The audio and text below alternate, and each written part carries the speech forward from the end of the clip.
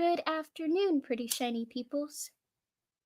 So, I guess it appears the earlier I start, the longer I'm gonna try to read, I suppose. But sorry for last week. Amid all the chaos and the appointments and everything else, I had a couple of birthdays to celebrate, and so I apologize for that. Now, next weekend, I do have an appointment in Dallas. So, let's see, when will I be back? And then I have another appointment to get my stitches out. So, but I will, if I can't make up, I will do either another long reading or a split reading. We will figure it out. So, my apologies for all of this, but I am trying. Um, one second.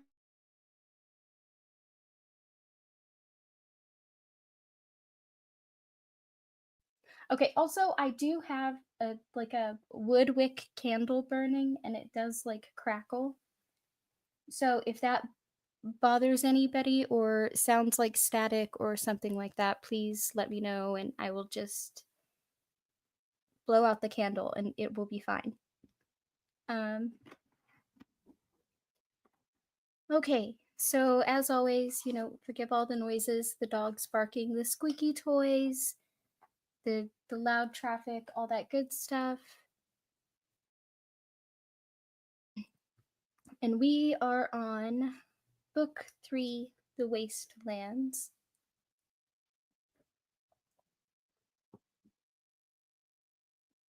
Somebody's being really loud outside. I don't know if you guys can hear that, but it actually makes me happy. They're playing.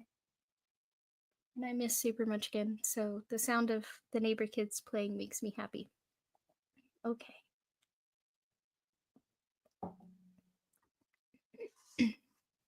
They camped about 15 miles due east of the dead bear that night, slept the sleep of the completely exhausted. Even Roland slept the night through, although his dreams were nightmare carnival rides. And we're up the next morning at sunrise. Eddie kindled a small fire without speaking and glanced at Susanna as a pistol shot rang out in the woods nearby. Breakfast, she said. Roland returned 3 minutes later with a hide slung over one shoulder. On it lay the freshly gutted corpse of a rabbit. Susanna cooked it, they ate, and moved on. Eddie kept trying to imagine what it would be like to have a memory of your own death. On that one, he kept coming up short.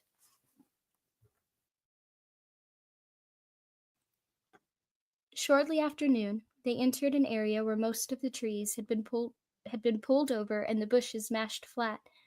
It looked as though a cyclone had touched down here many years before, creating a wide and dismal alley of destruction. We're close to the place we want to find, Roland said. He pulled down everything to clear the sight lines. Our friend the bear wanted no surprises. He was big, but not complacent. Has it left us any surprises? Eddie asked.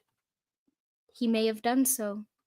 Roland smiled a little and touched Eddie on the shoulder. But there's this. They'll be old surprises.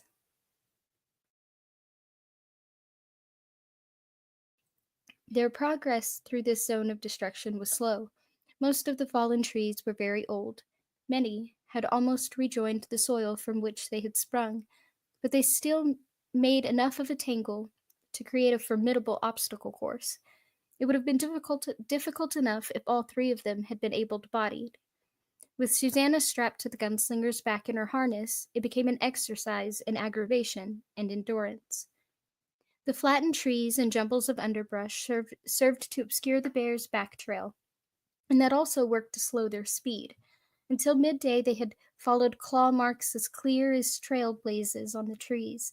Here, however, near its starting point, the bear's rage had not been full blown, and these handy signs of its passage disappeared.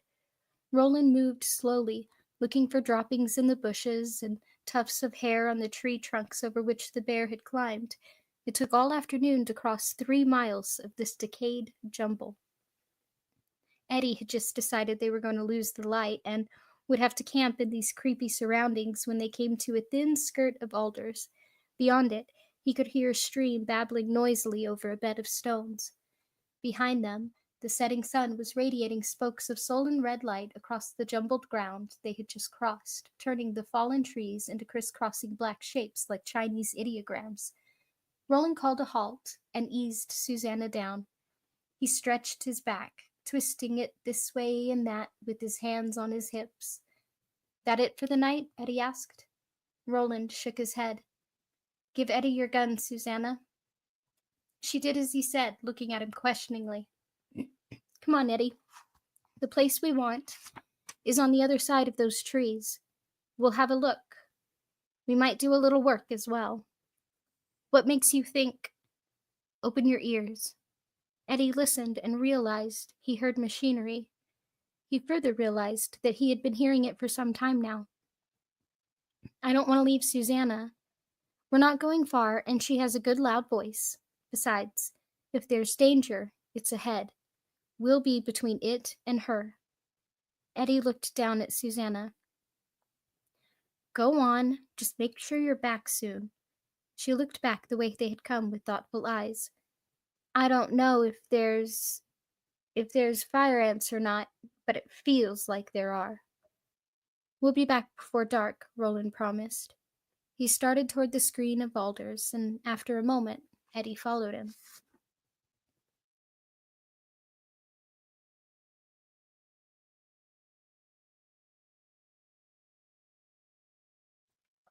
"15 yards into the trees, Eddie realized that they were following a path, one the bear had probably made for itself over the years. The alders bent above them in a tunnel. The sounds were louder now, and he began to sort them out. One was a low, deep humming noise. He could feel it in his feet, a faint vibration, as if some large piece of machinery was running in the earth. Above it, closer and more urgent, were crisscrossing sounds like bright scratches, squeals, squeaks, chitterings. Roland placed his mouth against Eddie's ear and said, I think there's little danger if we're quiet. They moved on another 5 yards, and then Roland stopped again. He drew his gun and used the barrel to brush aside a branch which hung heavy with sunset-tinted leaves. Eddie looked through his small openings and into the clearing where the bear had lived for so long, the base of operations from which he had set forth on his many expeditions of pillage and terror.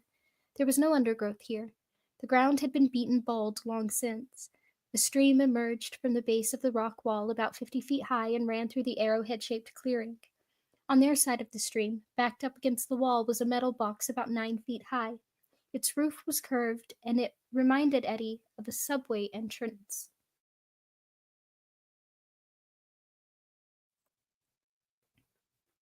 The front was painted in diagonal yellow and black stripes.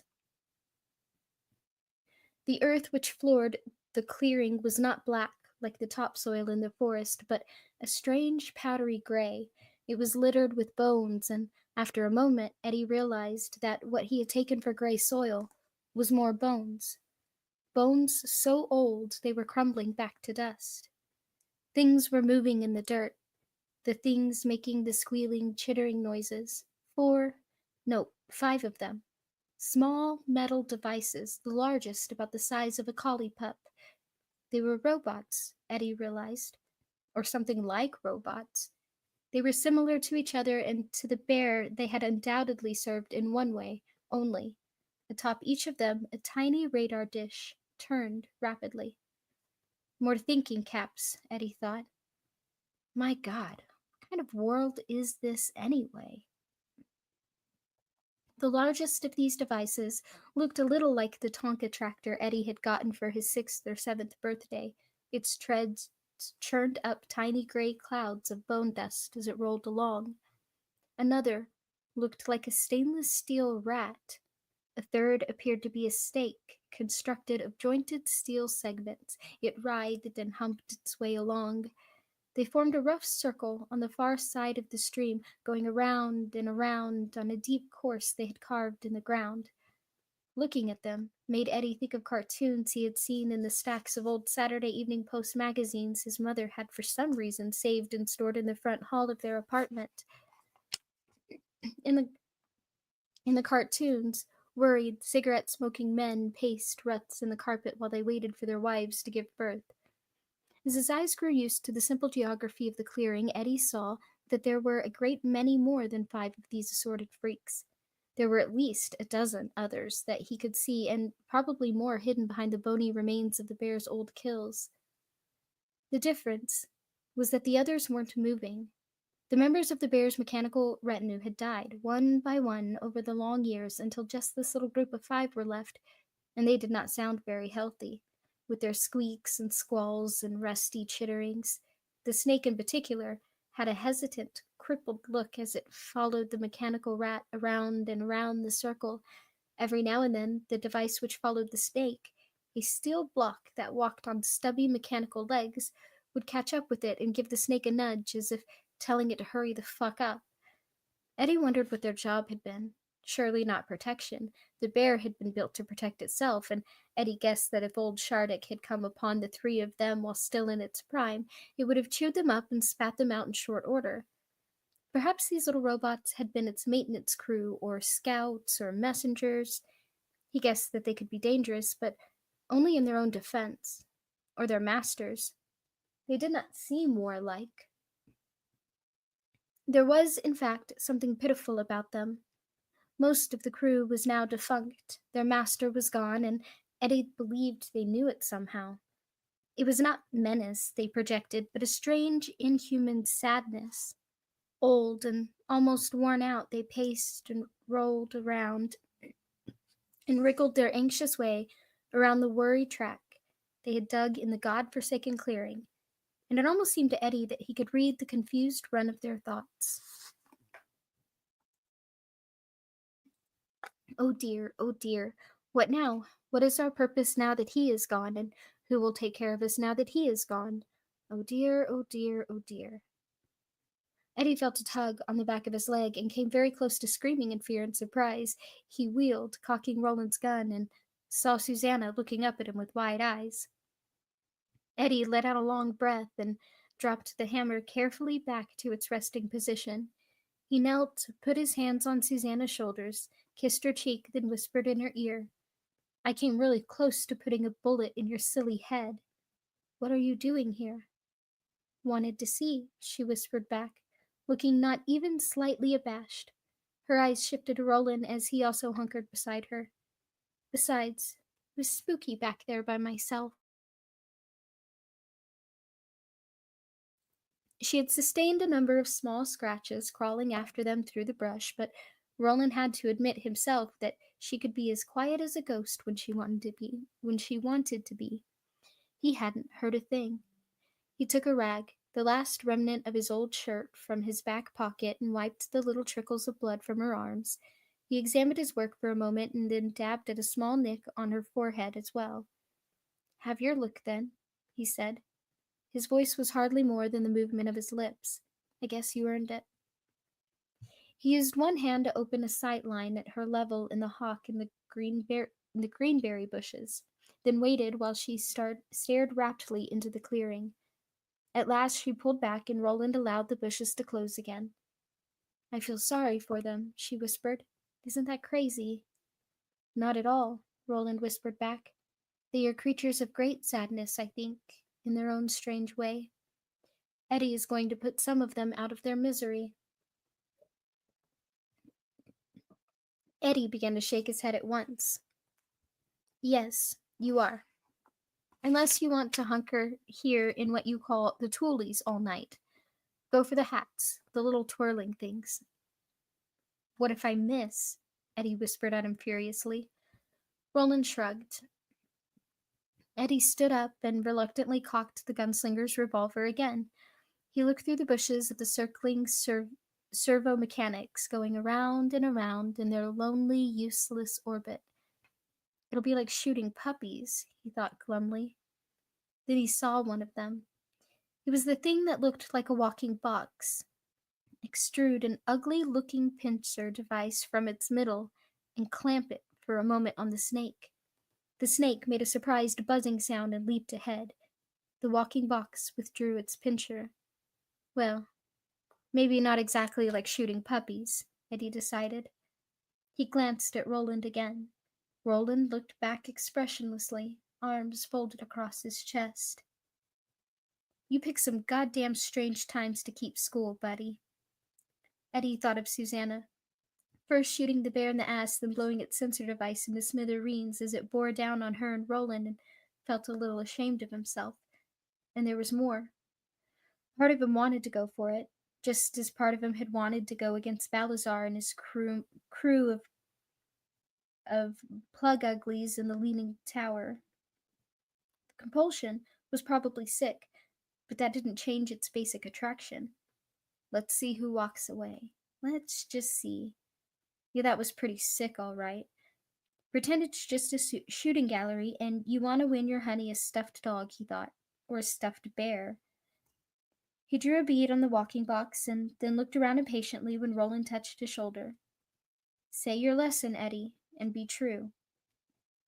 Eddie hissed impatiently through his teeth, angry at the distraction, but Roland's eyes didn't flinch, and so he drew a deep breath and tried to clear everything from his mind. The squeaks and squalls of equipment that had been running too long, the aches and pains in his body, the knowledge that Susanna was here, propped up on the heels of her hands, watching. The further knowledge that she was the closest to the ground, and if he missed one of the gadgets out there, she would be the handiest target if it decided to retaliate. I do not shoot with my hand. He who shoots with his hand has forgotten the face of his father. That was a joke, he thought. He wouldn't know his old man if he passed him on the street, but he could feel the words doing their work, clearing his mind and settling his nerves. He didn't know if he was the stuff of which gunslingers were made. The idea seemed fabulously unlikely to him, even though he knew he had managed to hold up his end pretty well during the shootout at Balazar's nightclub. But he did know that part of him liked the coldness that fell over him when he spoke the words of the old catechism the gunslinger had taught them. The coldness and the way things seemed to stand forth and with their own breathless clarity. There was another part of him which understood that this was just another deadly drug, not much different from the heroin which had killed Henry and almost killed him. But that did not alter the thin, tight pleasure of the moment. It drummed in him like taut cables vibrating in a high wind. I do not aim with my hand. He who aims with his hand has forgotten the face of his father. I aim with my eye. I do not kill with my gun. He who kills with his gun has forgotten the face of his father. Then, without knowing he meant to do it, he stepped out of the trees and spoke to the trundling robots on the far side of the clearing. I kill with my heart. They stopped their endless circling. One of them let out a high buzz that might have been an alarm or a warning. The radar dishes, each no bigger than half a Hershey's bar, turned toward the sound of his voice. Eddie began to fire. The sensors exploded like clay pigeons, one after the other. Pity was gone from Eddie's heart. There was only that coldness and knowledge that he would not stop, could not stop, until the job was done. Thunder filled the twilight clearing and bounced back from the splintery rock wall at its wide end. The steel snake did 2 cartwheels and lay twitching in the dust. The biggest mechanism, the one that had reminded Eddie of his childhood Tonka tractor, tried to flee. Eddie blew its radar dish to Kingdom Come as it made its herky-jerky run to the side of the rut. Sorry, my voice wants to give out on me today because I've also done a lot of meetings. My apologies. Where was I?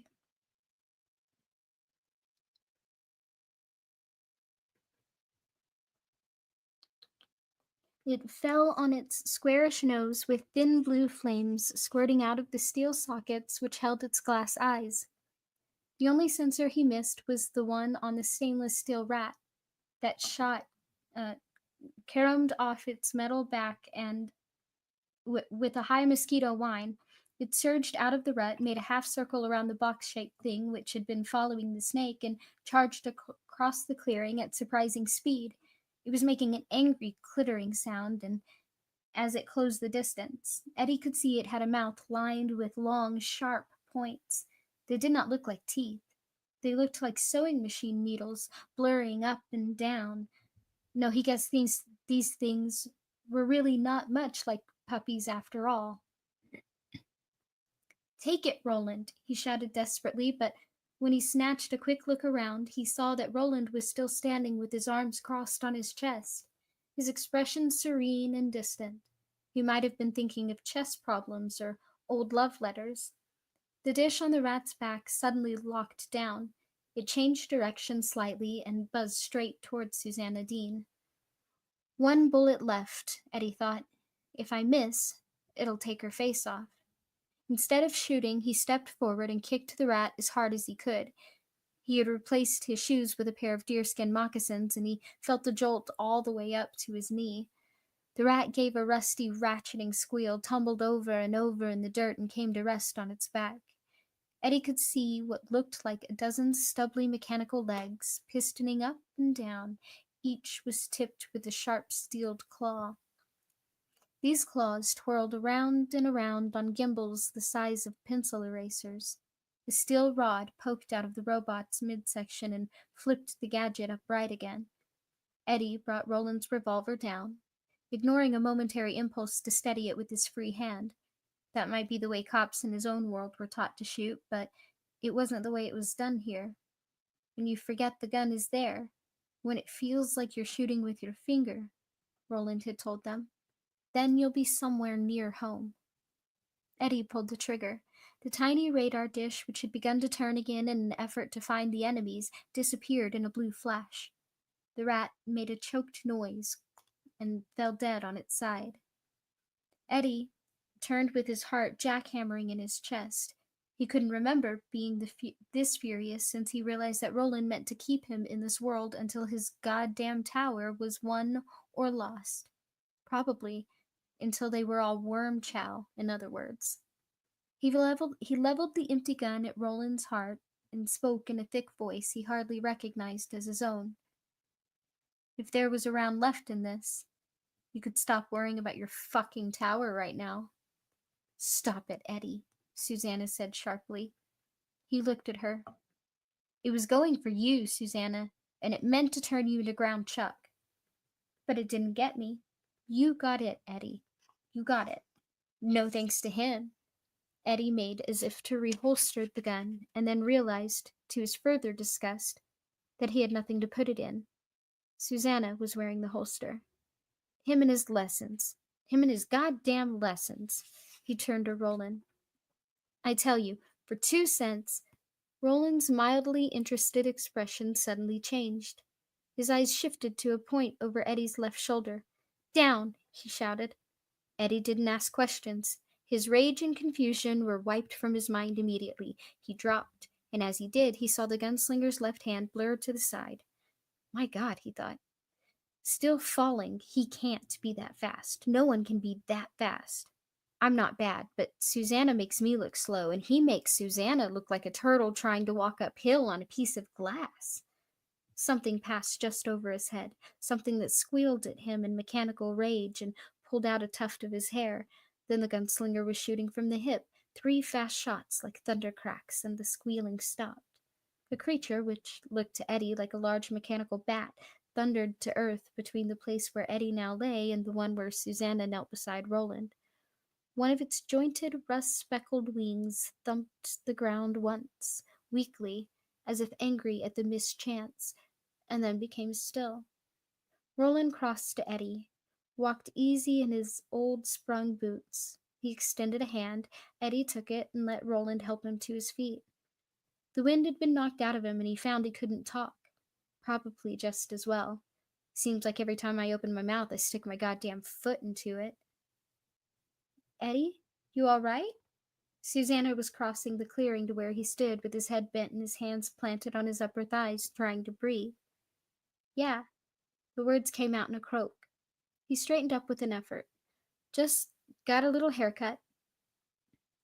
It was in a tree, Roland said mildly.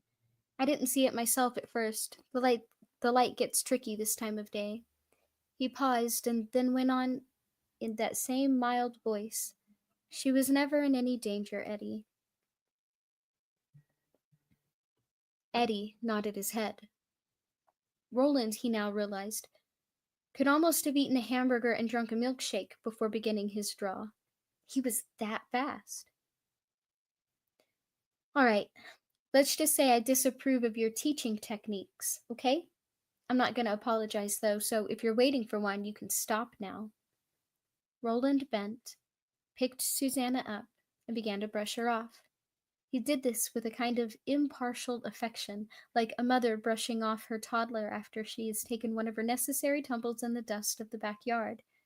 Your apology is not expected or necessary, he said.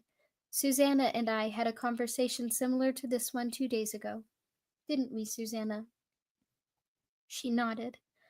Roland's of the opinion that apprentice gunslingers who won't bite the hand that feeds them from time to time need a good kick in the slats. Eddie looked around at the wreckage and slowly began to beat the bone dust out of his pants and shirt. What if I told you I don't want to be a gunslinger, Roland, old buddy? I'd say that what you want doesn't matter much. Roland was looking at the metal kiosk which stood against the rock wall and seemed to have lost interest in the conversation. Eddie had seen this before. When the conversation turned to questions of should be, could be, or ought to be, Roland almost always lost interest. Ka? Eddie asked, with a trace of his old bitterness. That's right, Ka. Roland walked over to the kiosk and passed a hand along the yellow and black stripes which ran down its front. We have found one of the 12 portals which ring the edge of the world, one of the 6 paths to the Dark Tower. And that is also Ka. Eddie went back for Susanna's wheelchair. No one had asked him to do this. He wanted some time alone, to get himself back under control. Now that the shooting was over, every muscle in his body seemed to have picked up its own little thrumming tremor. He did not want either of them to see him this way, not because they might misread it as fear, but because one or both might know it for what it really was. Excitement overload. He had liked it. Even when you added in the bat, which had almost scalped him, he had liked it.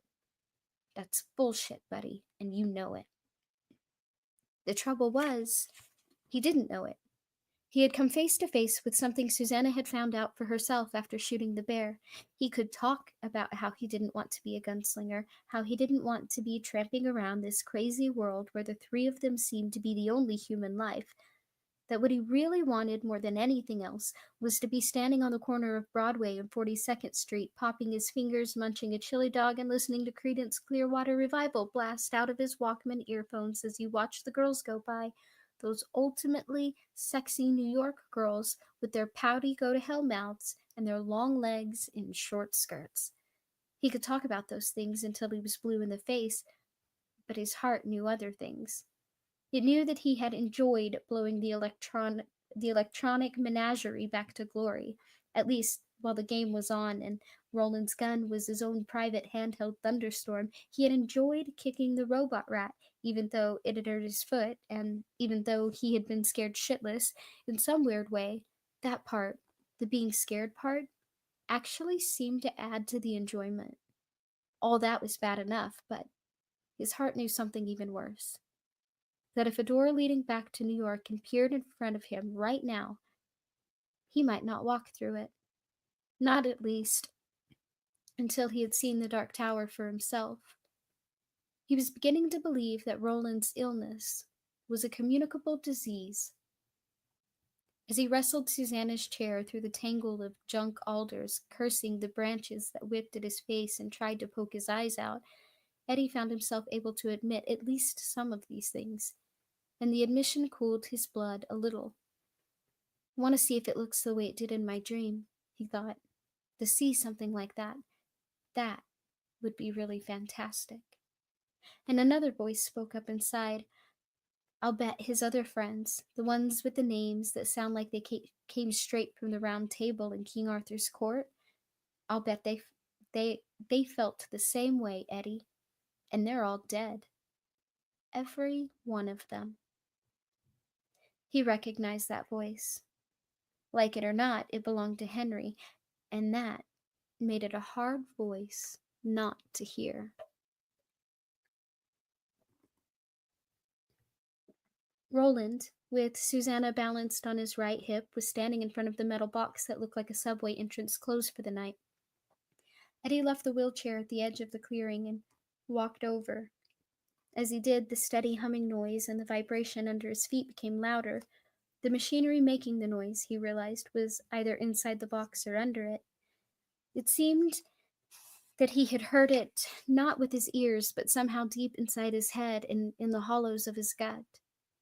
So this is one of the 12 portals. Where does it go, Roland? Disney World? Roland shook his head. I don't know where it goes.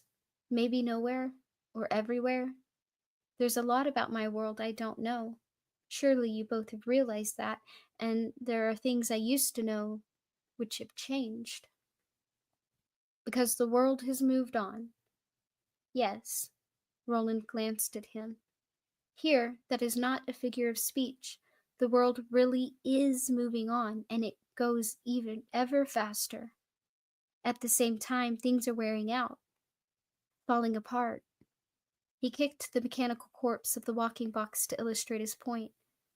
Eddie thought of the rough diagram of the portals which Roland had drawn in the dirt. Is this the edge of the world? He asked, almost timidly. I mean, it doesn't look much different than any place else. He laughed a little. If there's a drop-off, I don't see it. Roland shook his head. It's not that kind of edge. It's the place where one of the beams starts. Or so I was taught. Beams? Susanna asked. What beams? The great old ones didn't make the world, but they did remake it. Some tale-tellers say the beams saved it. Others say they are the seeds of the world's destruction. The great old ones created the beams. They are lines of some sort, lines which bind and hold. Are you talking about magnetism? Susanna asked cautiously. His whole face lit up, transforming its harsh planes and furrows into something new and amazing, and for a moment Eddie knew how Roland would look if he actually did reach his tower. Yes, not just magnetism, but that is part of it. And gravity and the proper alignment of space, size, and dimension. The beams are the forces which bind these things together.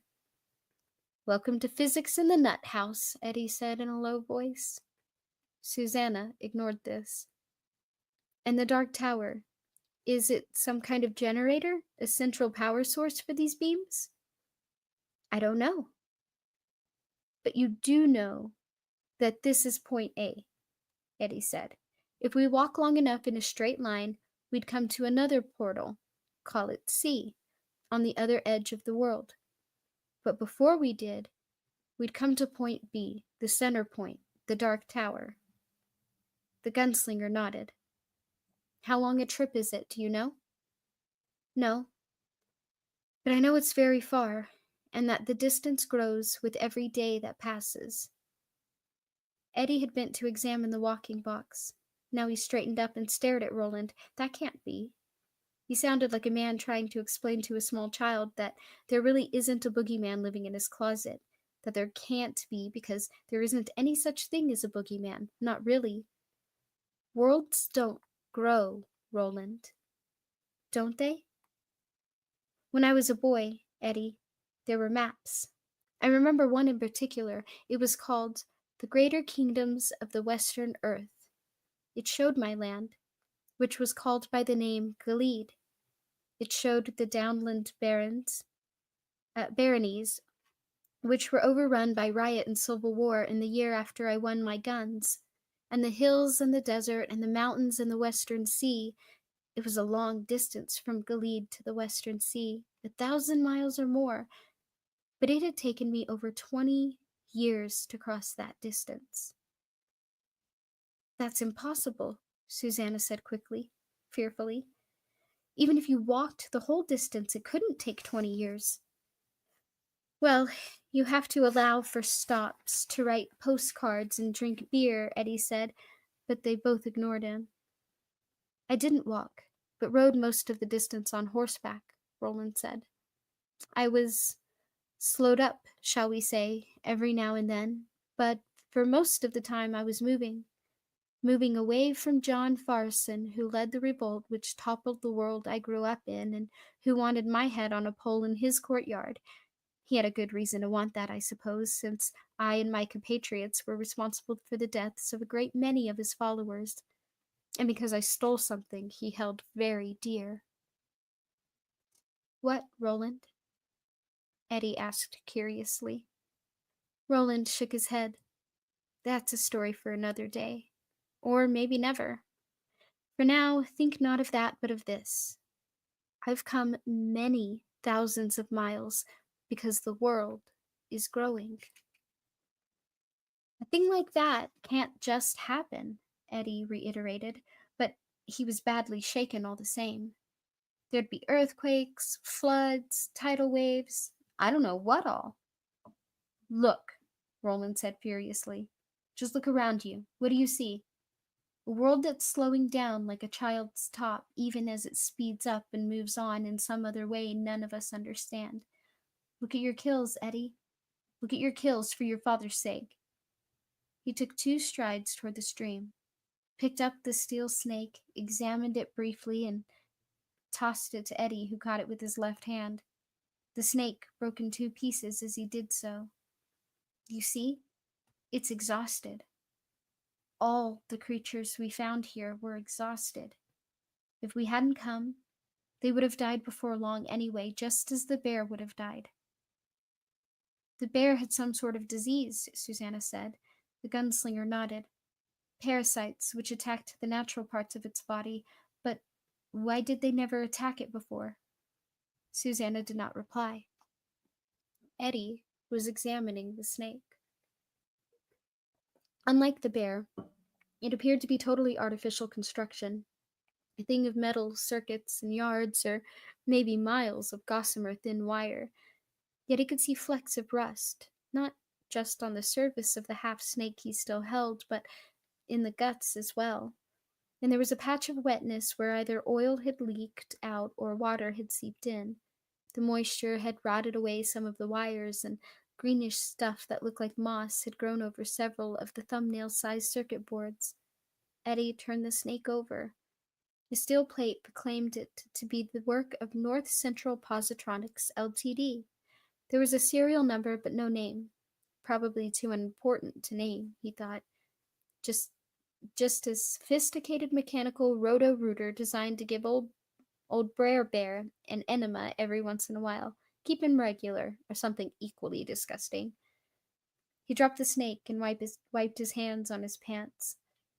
Roland had picked up the tractor gadget. He yanked at one of the treads, and it came off easily, showing a cloud of rust down between his boots. He tossed it aside. Everything in the world is either coming to rust or falling to pieces, he said flatly. At the same time, the forces which interlock and give the world its coherence, in time and size as well as in space, are weakening. We knew that, even as children, but we had no idea what the time of the end would be like. How could we? Yet now I am living in those times, and I don't believe they affect my world alone. They affect yours, Eddie and Susanna. They may affect a billion others. The beams are breaking down. I don't know if there's a cause or only a symptom, but I know it's true. Come, draw closer. Listen. As Eddie approached the metal box with its alternating diagonal slashes of yellow and black, a strong and unpleasant memory seized him. For the first time in years, he found himself thinking of a crumbling Victorian wreck in Dutch Hill, about a mile away from the neighborhood he and Henry had grown up in. The wreck, which was known as the Mansion to the neighborhood kids, occupied a plot of weedy, unattended lawn on Reinhold Street. Eddie guessed that practically all the kids in the borough had heard spooky stories about the mansion. The house stood slumped beneath its steep roof, seeming to glare at passers-by from the deep shadows thrown by its eaves. The windows were gone, of course. Kids can throw rocks through windows without getting too close to a place, but it had not been spray-painted, and it had not become a make-out spot or a shooting gallery. Oddest of all was the simple fact of its continued existence. No one had set it on fire to collect the insurance or just see it burn. The kids said it was haunted, of course, and as Eddie stood on the sidewalk with Henry one day looking at it, they had made the pilgrimage specifically to see this object of fabulous rumor, although Henry had told their mother they were only going hoodsy for hoodsy rockets at Dahlberg's with some of his old friends. It had seemed that it really might be haunted. Hadn't he felt some strong and unfriendly force seeping from that old Victorian shadowy windows that seemed to look at him with the fixed stare of a dangerous lunatic? Hadn't he felt some subtle wind stirring the hairs on his arms and the back of his neck? Hadn't he had the clear intuition that if he stepped inside that place, the door would slam shut and lock behind him, and the walls would begin to close in, grinding the bones of dead mice to powder, wanting to crush his bones the same way? Haunting, haunted. He felt the same old sense of mystery and danger now as he approached the metal box. Goose flesh began to ripple up his legs and down his arms. The hair on the back of his neck bushed out and became rough, overlapping hackles. He felt the same subtle wind blowing past him, although the leaves on the trees which ringed the clearing were perfectly still. Yet he walked toward the door anyway, for that was what it was, of course. Another door, although this one was locked, and always would be against the likes of him, not stopping until his ear was pressed against it. It was as if he had dropped a tab of really strong acid half an hour ago, and he was just beginning to come on heavy. Strange colors flowed across the darkness behind his eyeballs. He seemed to hear voices murmuring up to him from long hallways like stone throats, halls which were lit with guttering electric torches. Once these flambeaux of the modern age had thrown a bright glare across everything, but now they were only sullen cores of blue light. He sensed emptiness, desertion, desolation, death. The machinery rumbled on, but wasn't there a rough undertone to the sound? A kind of desperate thudding beneath the hum, like the arrhythmia of a diseased heart? The feeling that the machinery producing the sound, although far more sophisticated even than within the bear had been, was somehow falling out of tune with itself. All is silent in the halls of the dead, Eddie heard himself whisper in a falling, fainting voice. All is forgotten in the stone halls of the dead. Behold the stairways which stand in darkness. Behold the rooms of ruin. These are the halls of the dead where spiders spin and great circuits fall quiet one by one. Roland pulled him roughly back, and Eddie looked at him with dazed eyes. That's enough, Roland said. Whatever they put in there isn't doing so well, is it? Eddie heard himself ask. His trembling voice seemed to come from far away. He could still feel the power coming out of that box. It called to him. No, nothing in my world is doing so well these days. If you boys are planning to camp here for the night, you'll have to do it without the pleasure of my company, Susanna said. Her face was a white blur in the ashy aftermath of twilight. I'm going over yonder. I don't like the way that thing makes me feel. We'll all camp over yonder, Roland said. Let's go. What a good idea, Eddie said. As they moved away from the box, the sound of the machinery began to dim. Eddie felt its hold on him weakening, although it still called to him, invited him to explore the half-lit hallways, the standing stairways, the rooms of ruin where the spiders spun and the control panels were going dark, one by one. In his dreams that night, Eddie again went walking down 2nd Avenue toward Tom and Jerry's Artistic Deli on the corner of 2nd and 46th.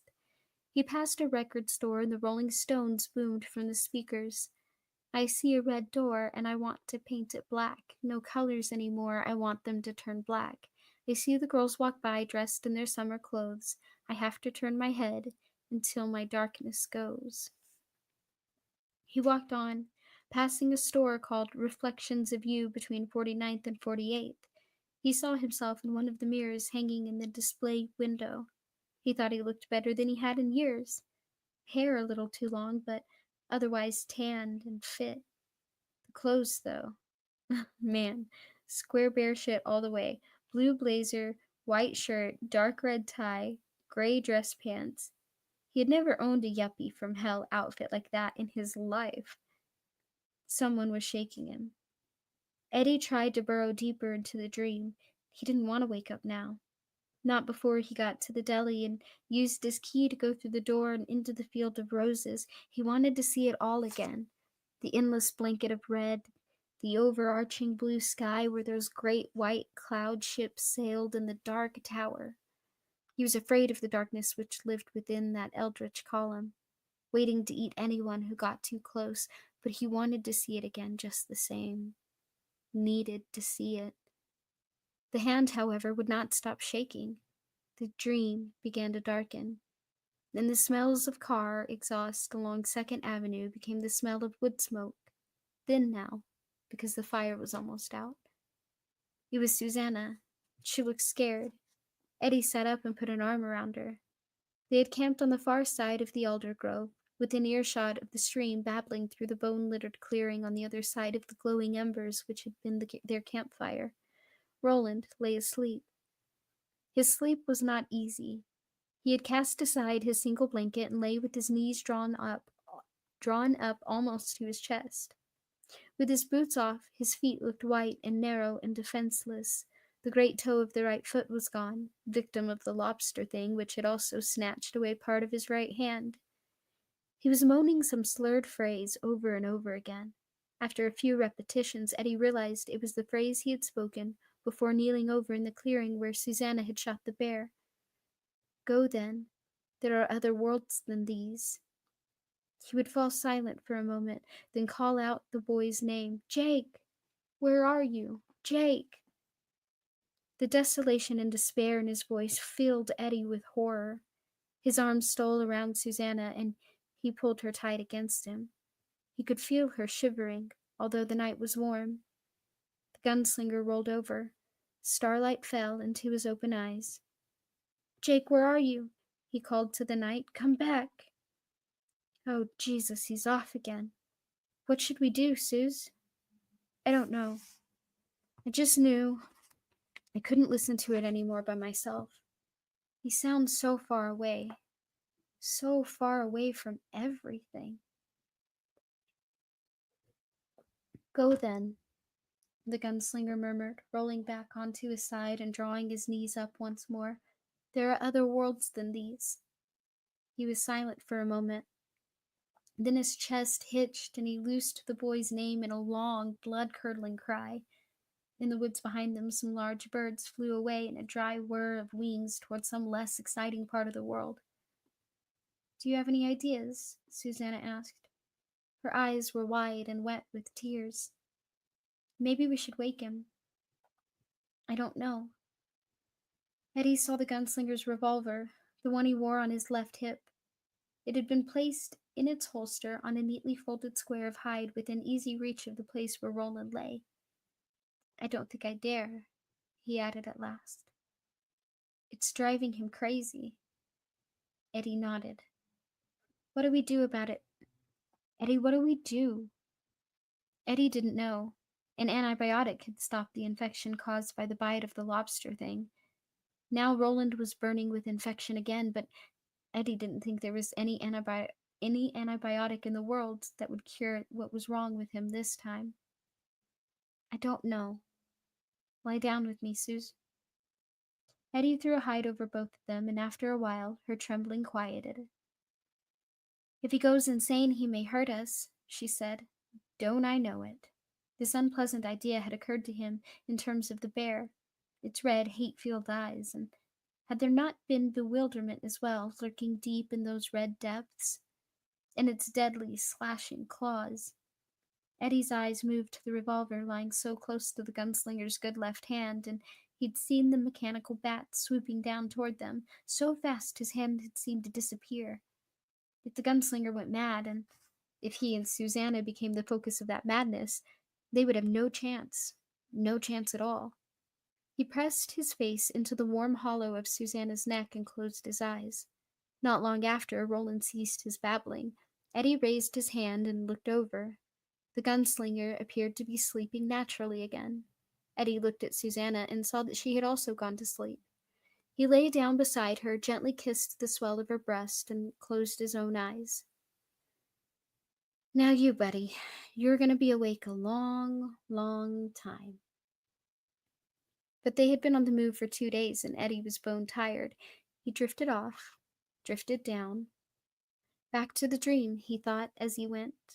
I want to go back to 2nd Avenue, back to Tom and Jerry's. That's what I want. The dream did not return that night, however. They ate a quick breakfast as the sun came up, repacked and redistributed the gear, and then returned to the wedge-shaped clearing. It didn't look quite so spooky in the clear light of morning, but all three of them were still at pains to keep well away from the metal box with its warning slashes of black and yellow. If Roland had any recollection of the bad dreams which had haunted him in the night, he gave no sign.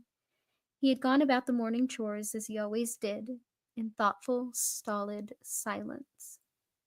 How do you plan to keep a straight line course from here? Susanna asked the gunslinger.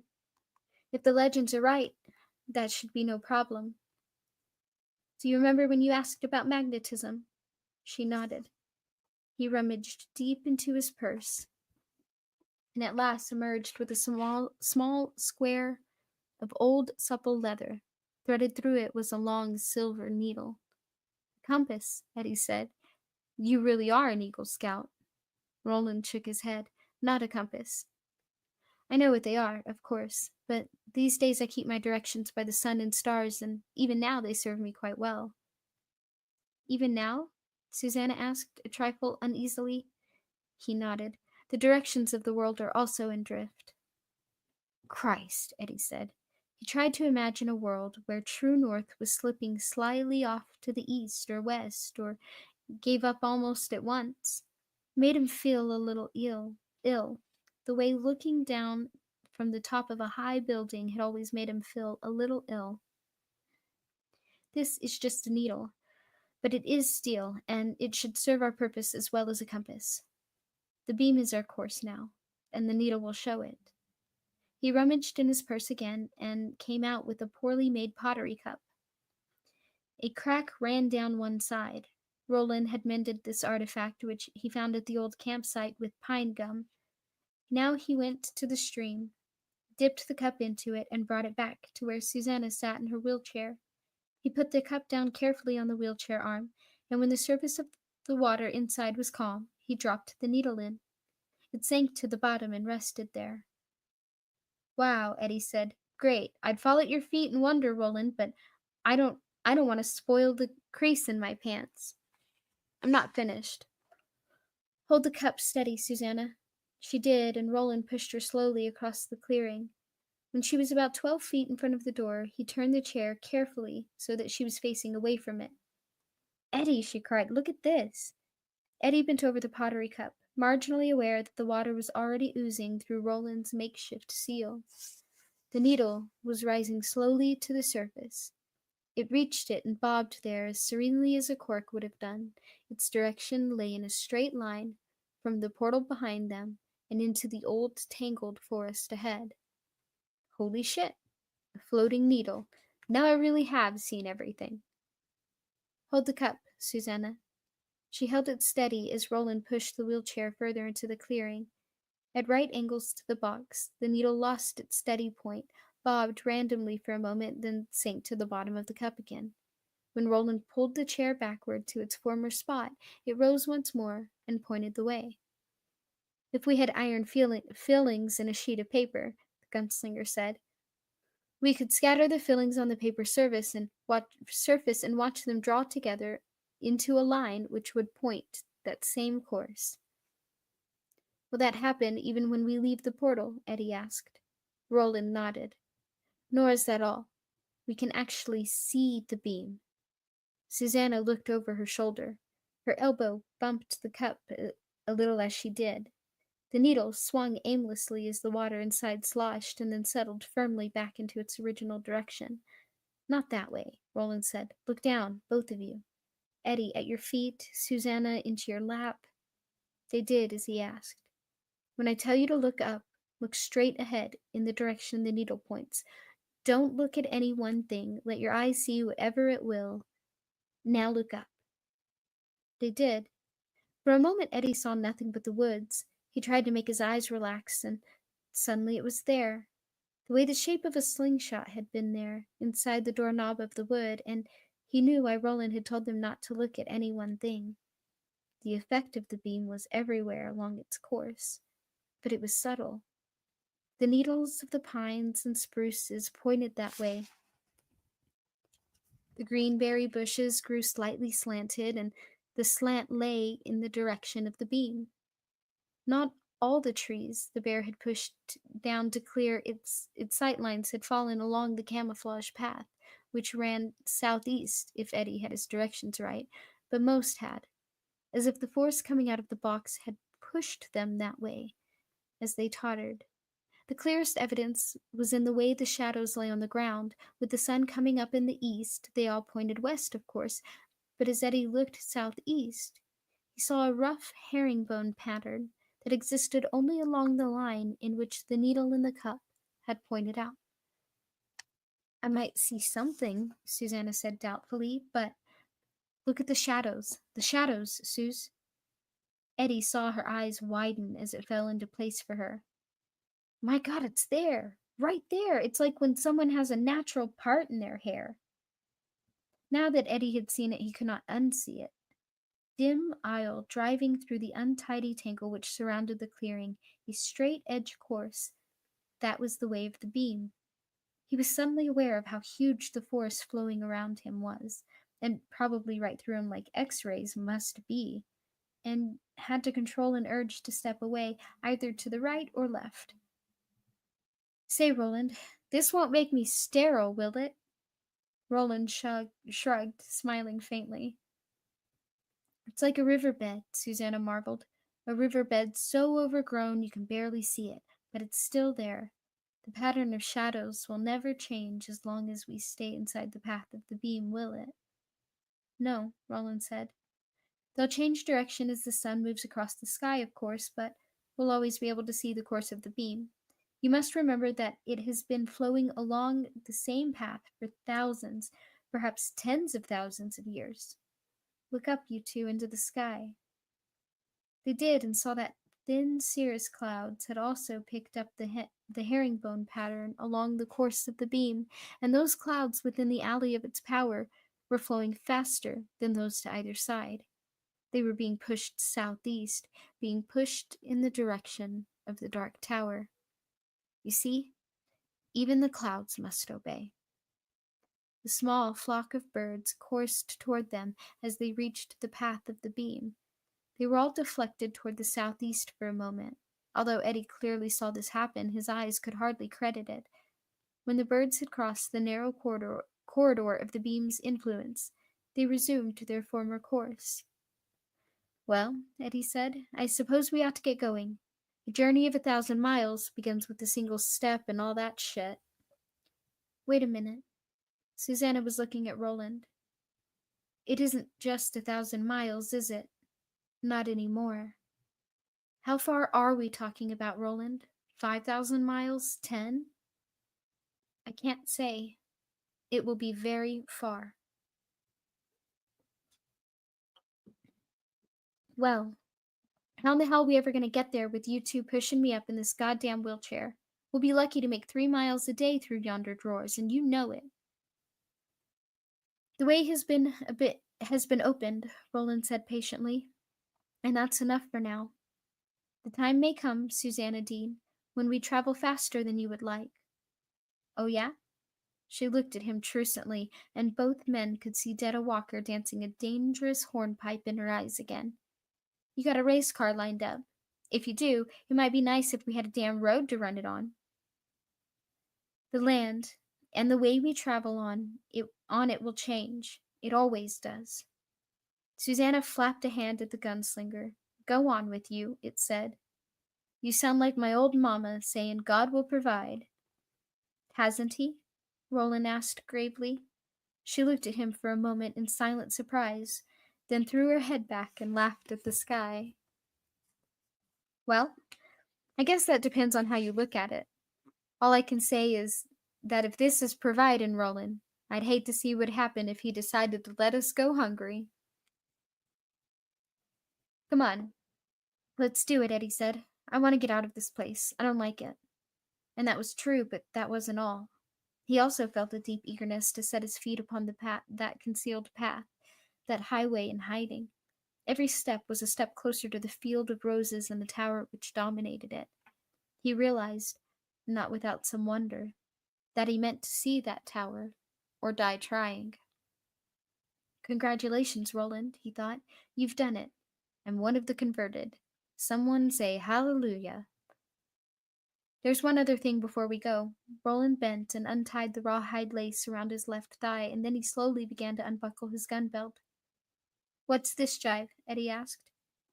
Roland pulled the gun belt free and held it out to him. You know why I'm doing this, he said calmly. Put it back on, man. Eddie felt a terrible stew of conflicting emotions roiling inside him, could feel his fingers trembling even inside his clenched fists. What do you think you're doing? Losing my mind an inch at a time. Until the wound inside me closes, if it ever does, I'm not fit to wear this, and you know it. Take it, Eddie, Susanna said quietly. If you hadn't been wearing this goddamn thing last night when that bat came at me, I'd be gone from the nose up this morning. The gunslinger replied by continuing to hold the remaining gun out to Eddie. The posture of his body said he was prepared to stand that way all day, if that is what it took. All right, Eddie cried. God damn it, all right. He snatched the gun belt from Roland's hand and buckled it around his own waist in a series of rough gestures. He should have been relieved, he supposed. Hadn't he looked at this gun lying so close to Roland's hand in the middle of the night and thought about what might happen if Roland really did go over the high side? Hadn't he and Susanna both thought about it? But there was no relief. Only fear and guilt and a strange aching sadness far too deep for tears. He looked so strange without his guns. So wrong. Okay. Now that that numb fuck apprentices have the guns and the master's unarmed, can we please go? If something big comes out of the bush at us, Roland, you can always throw your knife at it. Oh, that, he murmured. I almost forgot. He took the knife from his purse and held it out, hilt first, to Eddie. This is ridiculous, Eddie shouted. Life is ridiculous. Yeah, put it on a postcard and send it to the fucking Reader's Digest. Eddie jammed the knife into his belt and then looked defiantly at Roland. Now can we go? There is one more thing, Roland said. Weeping, creeping Jesus. The smile touched Roland's mouth again. Just joking, he said. Eddie's mouth dropped open. Beside him, Susanna began to laugh again. The sound rose as musical as bells in the morning stillness. It took them most of the morning to clear the zone of destruction with which the great bear had protected itself, but the going was a little easier along the path of the beam, and once they had put the deadfalls and the tangles of underbrush behind them, deep forest took over again, and they were able to move at a better speed.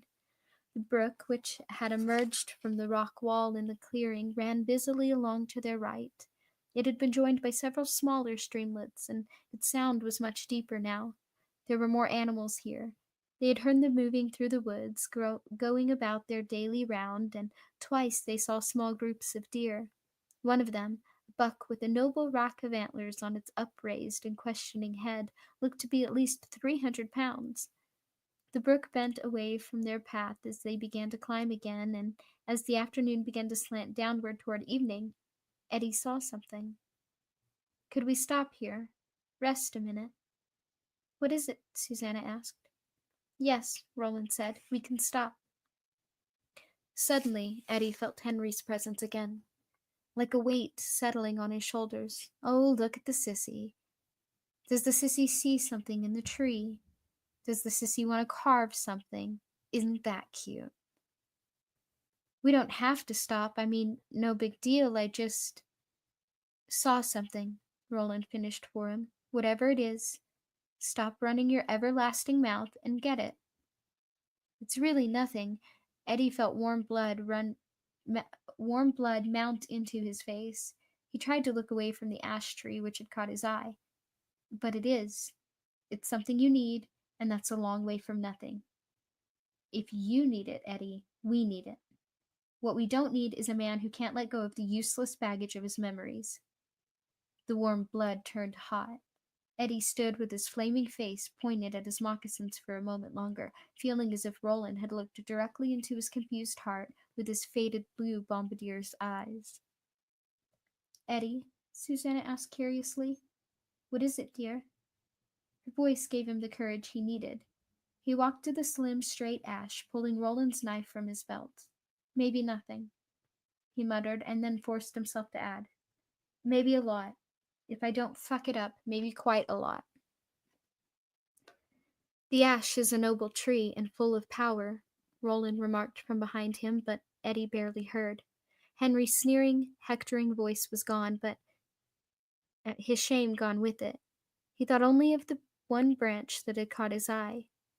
It thickened and bulged slightly as it ran into the trunk. It was this oddly shaped thickness that Eddie wanted. He thought the shape of the key was buried within it, the key he had seen briefly in the fire before the burning remains of the jawbone had changed again, and the center and the rose had appeared. 3 inverted V's, the center V both deeper and wider than the other two, and the little S shape at the end, that was the secret. The breath of his dream reoccurred. Dada chum, dada chi, not to worry, you've got the key. Maybe, he thought, but this time I'll have to get all of it. I think that this time 90% just won't do.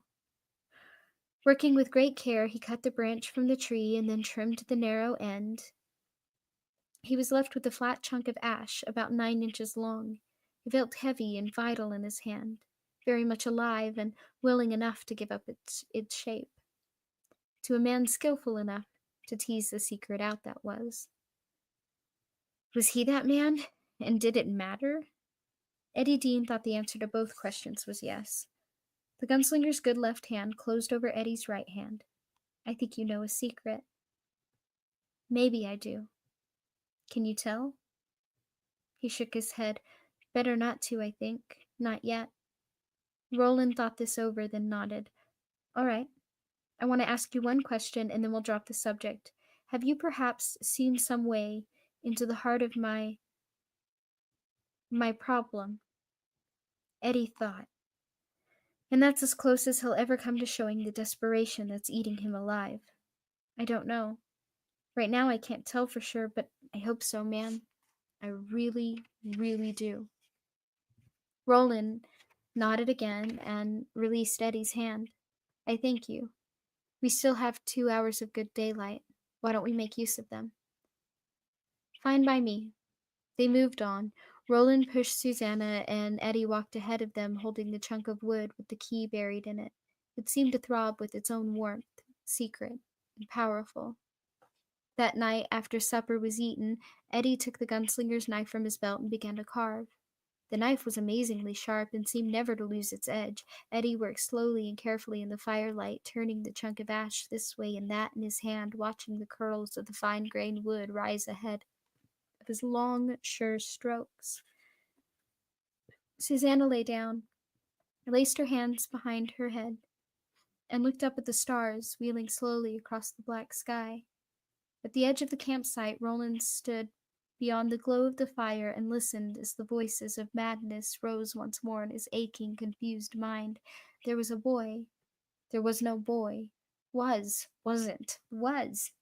He closed his eyes, cupped his aching forehead in one cold hand, and wondered how long it would be until he simply snapped like an overwound bowstring. And above the 3 of them, Old Star and Old Mother rose into their appointed places and stared at each other across the starry ruins of their ancient broken marriage.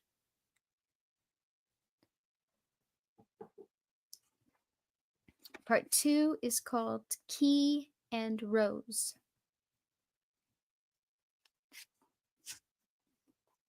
In 1 second, I'm going to go refill my water real quick, before we start this next section. I do apologize.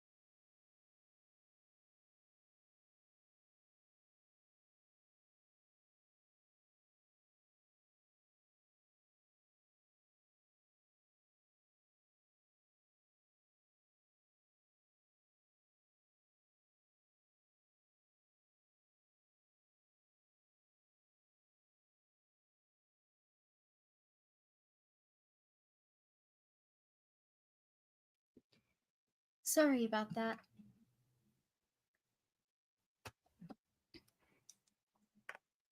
Let's see.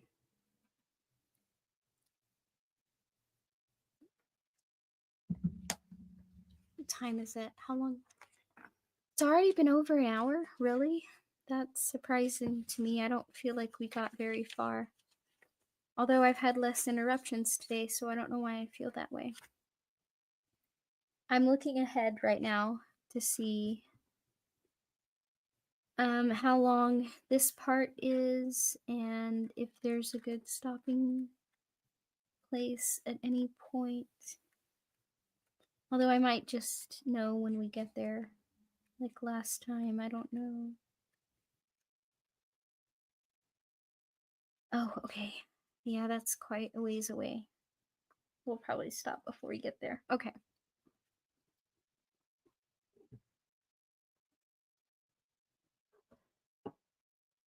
Key and Rose. For 3 weeks, John Jake Chambers fought bravely against the madness rising inside of him.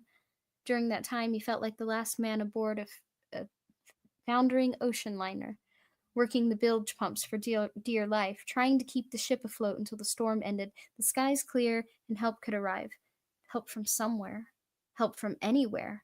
On May 31st, 1977, 4 days before school ended for the summer, he finally faced up to the fact that no one was going to come. It was time to give up, time to let the storm carry him away. The straw that broke the camel's back was his final essay in English comp. John Chambers, who was Jake to 3 or 4 boys who were almost his friends, if his father had known this little factoid, he undoubtedly would have hit the roof, was finished his first year at the Piper School. Although he was 11 and in the 6th grade, he was small for his age, and people meeting him for the first time often thought he was much younger. In fact, he had sometimes been mistaken for a girl until a year or so ago, when he had made such a fuss about having his hair cut short that his mother had finally relented and allowed it. With his father, of course, there had been no problem about his haircut. His father had just grinned his hard, stainless steel grin and said, "The kid wants to look like a Marine, Laurie. Good for him." To his father, he was never Jake, and rarely John. To his father, he was usually just the kid. The Piper School, his father had explained to him the summer before, the bicentennial summer that had been all bunting and flags and New York harbor filled with tall ships, was quite simply the best damn school in the country for a boy your age.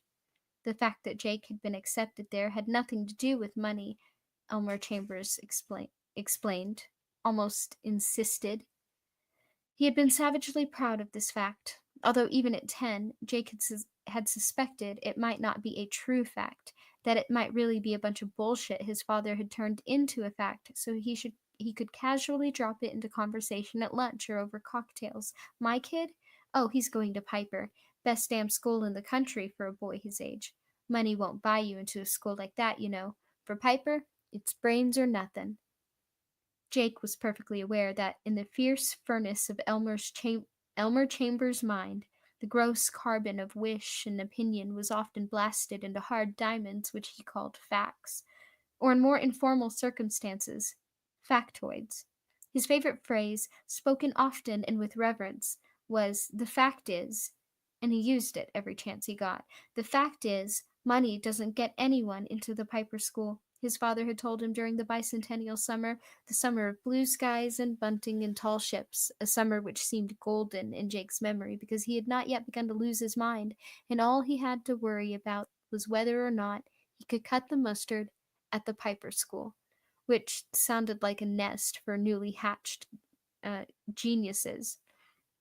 The only thing that gets you into a place like Piper is what you've got up here. Elmer Chambers had reached over his desk and tapped the center of his son's forehead with a hard, nicotine-stained finger. Get me, kid? Jake nodded. It wasn't necessary to talk to his father because his father treated everyone, including his wife, the way he treated his underlings at the TV network where he was in charge of programming and an acknowledged master of the kill. All you had to do was listen, nod in the right places, and after a while, he let you go. Good, his father said, lighting one of the 80 Camel cigarettes he smoked each and every day.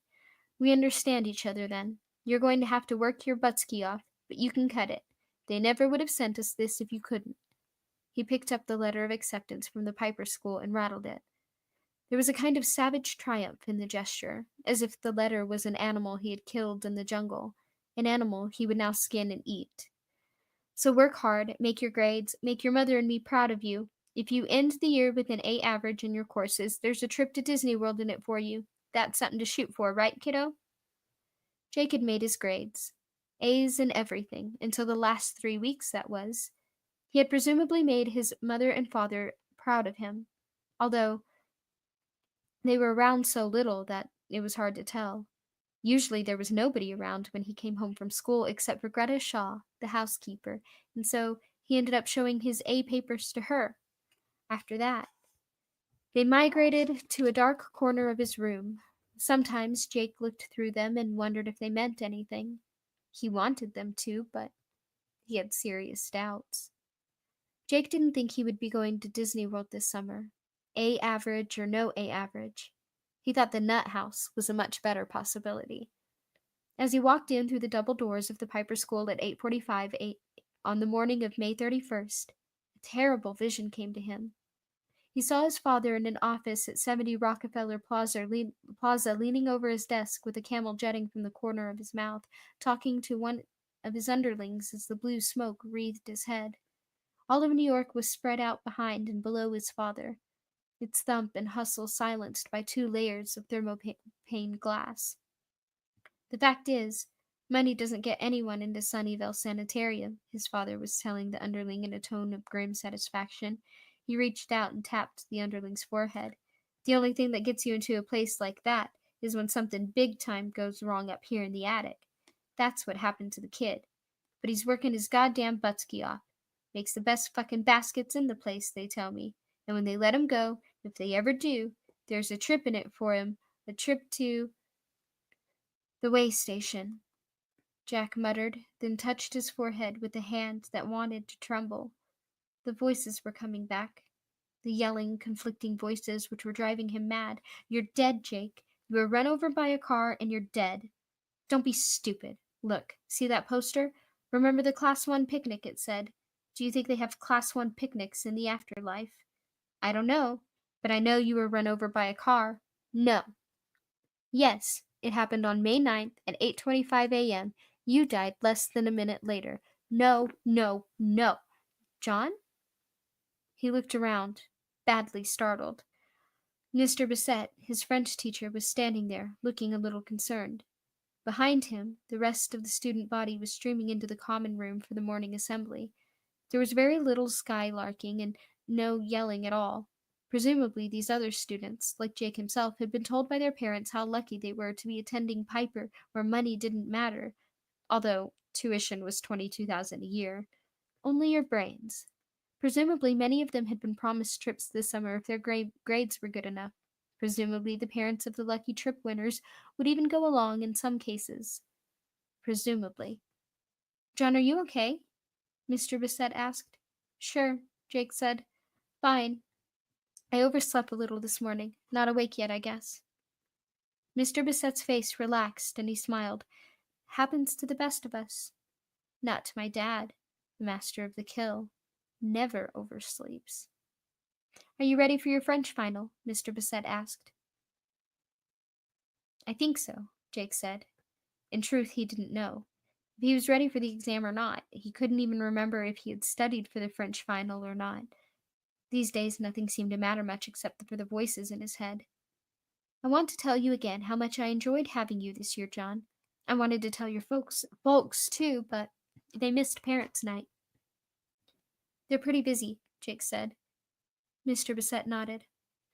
Well, I have enjoyed you. I just wanted to say so, and that I'm looking forward to having you back for French too next year. Thanks, Jake said, and wondered what Mr. Bissett would say if he added, but I don't think I'll be taking French 2 next year unless I can get a correspondence course delivered to my post box at good old Sunnyvale. Joanne Franks, the school secretary, appeared in the doorway of the common room with her small silver plate bell in her hand. At the Piper School, all bells were rung by hand. Jake supposed that if you were a parent, that was one of its charms. Memories of the little red schoolhouse and all that. He hated it himself. The sound of that bell seemed to go right through his head. I can't hold on much longer, he thought despairingly. I'm sorry, but I'm losing it. I'm really, really losing it. Mr. Bissett had caught sight of Miss Franks. He turned away, then turned back again. Is everything all right, John? You've seemed preoccupied these last few weeks. Troubled. Is something on your mind? Jake was almost undone by this kindness in Mr. Bissett's voice, but then he imagined how Mr. Bissett would look if he said, Yes, something is on my mind, one hell of a nasty little factoid. I died, you see, and I went into another world, and then I died again, and you're going to say that stuff like that doesn't happen, and of course you're right, and part of my mind knows you're right, but most of my mind knows that you're wrong. It did happen, and I did die. If he said something like that, Mr. Bissett would be on the phone to Elmer Chambers at once, and Jake thought that Sunnyvale Sanitarium would probably look like a rest cure after all the stuff his father would have to say on the subject of kids who started having crazy notions just before finals week. Kids who did things that couldn't be discussed over lunch or cocktails. Kids who let down the side. Jake forced himself to smile at Mr. Bissett. I'm a little worried about exams, that's all. Mr. Bissett winked. You'll do fine. Miss Franks began to ring the assembly bell. Each peal stabbed into Jake's ears and then seemed to flash across his brain like a small rocket. Come on, Mr. Bissett said. We'll be late. Can't be late on the first day of finals week, can we? They went in past Miss Franks and her clashing bell.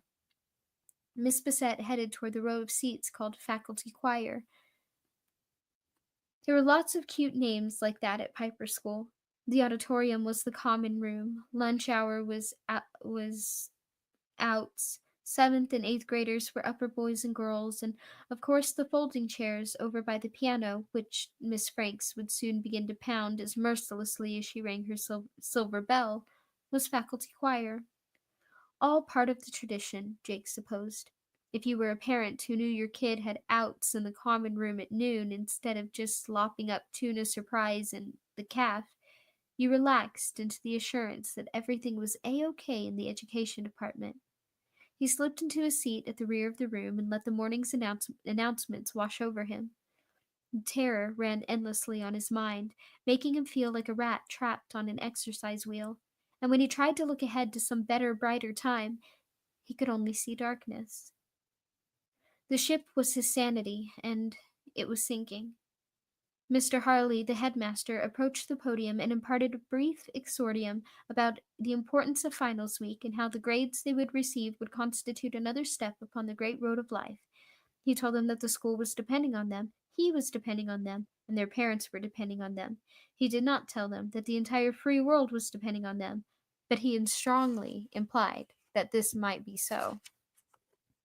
He finished by telling them that bells would be suspended during finals week, the first and only piece of good news Jake had received that morning. Miss Frank, who had assumed her seat at the piano, struck an invocatory chord. The student body, 70 boys and 50 girls, each turned out in a neat and sober way that bespoke their parents' taste and financial stability, rose as one and began to sing the school song. Jake mouthed the words and thought about the place where he had awakened after dying. At first he had believed himself to be in hell, and when the man in the black hooded robe came along, he had been sure of it. Then, of course, the other man had come along, a man Jake had almost come to love. But he let me fall. He killed me. He could feel prickly sweat breaking out on the back of his neck and between his shoulder blades. So we hail the halls of Piper, hold its banner high, hail to thee our alma mater, Piper do or die. God, what a shitty song, Jake thought, and it suddenly occurred to him that his father would love it. Period 1 was English Comp. The only class was there where there was no final. Their assignment had been to write a final essay at home. This was to be a typed document between 1,500 and 4,000 words long. The subject Miss Avery had assigned was My Understanding of the Truth. The final essay would count as 25% of their final grade for the semester. Jake came in and took his seat in the third row. There were only 11 pupils in all. Jake remembered orientation day last September when Mr. Harley had told them that Piper had the highest teacher to student ratio of any fine private middle school in the East. He had popped his fist repeatedly on the lectern at the front of the common room to emphasize this point. Jake hadn't been terribly impressed, but he had passed the information along to his father. He thought his father would be impressed, and he had not been wrong. He unzipped his book bag and carefully removed the blue folder which contained his final essay. He laid it on his desk, meaning to give it a final look over, when his eye was caught by the door at the left side of the room. It led, he knew, to the cloakroom, and it was closed today because it was 70 degrees in New York and no one had a coat which needed storage. Nothing back there except a lot of brass coat hooks and a lion on the wall and a long rubber mat on the floor for boots. A few boxes of school supplies, chalk, blue books, and such, were stored in the far corner. No big deal. All the same, Jake rose from his seat, leaving the folder unopened on his desk, and walked across to the door. He could hear his classmates murmuring quietly together the rifle of pages as they checked their own final essays for that crucial misplaced modifier or fuzzy phrase, but these sounds seemed far away. It was the door which held his attention. In the last 10 days or so, as the voices in his head grew louder and louder, Jake had become more and more fascinated with doors. All kinds of doors. He must have opened the one between his bedroom and the upstairs hallway 500 times in just the last week. And the one between his bedroom and the bathroom 1,000. Each time he did it, he felt a tight ball of hope and anticipation in his chest, as if the answer to all his problems lay somewhere behind this door or that one, and he would surely find it, eventually. But each time it was only the hall or the bathroom or the front walk or whatever. Last Thursday he had come home from school, thrown himself on his bed, and fallen asleep. Sleep, it seemed, was the only refuge which remained to him. Except when he awakened 45 minutes later, he had been standing in the bathroom doorway, peering dazedly in at nothing more exciting than the toilet and the basin. Luckily, no one had seen him. Now, as he approached the cloakroom door, he felt that same dazzling burst of hope, a certainty that the door would not open on a shadowy closet containing only the persistent smells of winter, flannel, rubber, and wet wool, but on some other world where he could be whole again. Hot, dazzling light would fall across the classroom floor in a widening triangle, and he would see birds circling in a faded blue sky the color of his eyes. Old jeans. A desert wind would blow his hair back and dry the nervous sweat on his brow. He would step through this door and be healed. Jake turned the knob and opened the door. Inside was only darkness and a row of gleaming brass hooks. One long forgotten mitten lay near the stacked piles of blue books in the corner. His heart sank, and suddenly Jake felt like simply creeping into the dark room with its bitter smells of winter and chalk dust. He could move the mitten and sit in the corner under the coat hooks. He could sit on the rubber mat where you were supposed to put your boots in the winter time, and he could sit there, put his thumb in his mouth, pull his knees tight against his chest, close his eyes, and just give up. This idea, the relief of this idea, was incredibly attractive. It would be an end to the terror and the confusion and dislocation. That last was somehow the worst. That persistent feeling that his whole life had turned into a funhouse mirror maze. Yet there was a deep steel in Jake Chambers as surely as there was a deep steel in Eddie and Susanna. Now it flashed out its dour blue lighthouse gleam in the darkness. There would be no giving up. Whatever was loose inside him might tear his sanity away from him in the end, but he would give it no quarter in the meantime. Be damned if he would. Never, he thought fiercely. Never, never. When you've finished your inventory of the school supplies in the cloakroom, John, perhaps you'd care to join us, Miss Avery said from behind him in her dry, cultured voice. There was a small gust of giggles as Jake turned away from the cloakroom. Miss Avery was standing behind her desk with her long fingers tented lightly on the blotter, looking at him out of her calm, intelligent face. She was wearing her blue suit today, and her hair was pulled back in its usual bun. Nathaniel Hawthorne looked over her shoulder, frowning at Jake from his place on the wall. "Sorry," Jake muttered and closed the door. He was immediately seized by a strong impulse to open it again, to double-check, to see if this time that other world with its hot sun and desert vistas was there. Instead, he walked back to his seat. Petra Jesserling looked at him with merry, dancing eyes. "Take me in there with you next time," she whispered. "Then you'll have something to look at." Jake smiled in a distracted way and slipped into his seat. "Thank you, John," Miss Avery said in her endlessly calm voice. "Now, before you pass in your final essay, which I'm sure will all be very fine, very neat, very specific, I should like to pass out the English department's short list of recommended summer reading. I will have a word to say about several of these excellent books." As she spoke, she gave a small stack of mimeographed sheets to David Surrey. David began to hand them out, and Jake opened his folder to take a final look at what he had written on the topic, "My Understanding of the Truth." He was genuinely interested in this because he could no more remember writing his final essay than he could remember studying for his French final. He looked at the title page with puzzlement and growing unease. "My Understanding of the Truth" by John Chambers was neatly typed and centered on the sheet, and that was all right. But he had for some reason pasted 2 paragraphs below it. One was of a door. He thought it might be the one at number 10, Downing Street in London, and the other was of an Amtrak train. They were color shots, undoubtedly culled from some magazine. Why did I do that? And when did I do that? He turned the page and stared down at the first page of his final essay, unable to believe or understand what he was seeing. Then, as understanding began to trickle through the shock, he felt an escalating sense of horror. It had finally happened. He had finally lost enough of his mind so that other people would be able to tell. My Understanding of the Truth by John Chambers. I will show you fear in a handful of dust. T.S. Butch Eliot. My first thought was, he lied in every word. Robert Sundance Browning. The gunslinger is the truth. Roland is the truth. The prisoner is the truth. The Lady of Shadows is the truth. The prisoner and the lady are married. That is the truth. The way station is the truth. The speaking demon is the truth. We went under the mountains, and that is the truth. There were monsters under the mountain. That is the truth. One of them had an Amoco gas pump between his legs and was pretending it was his penis. That is the truth. Roland let me die.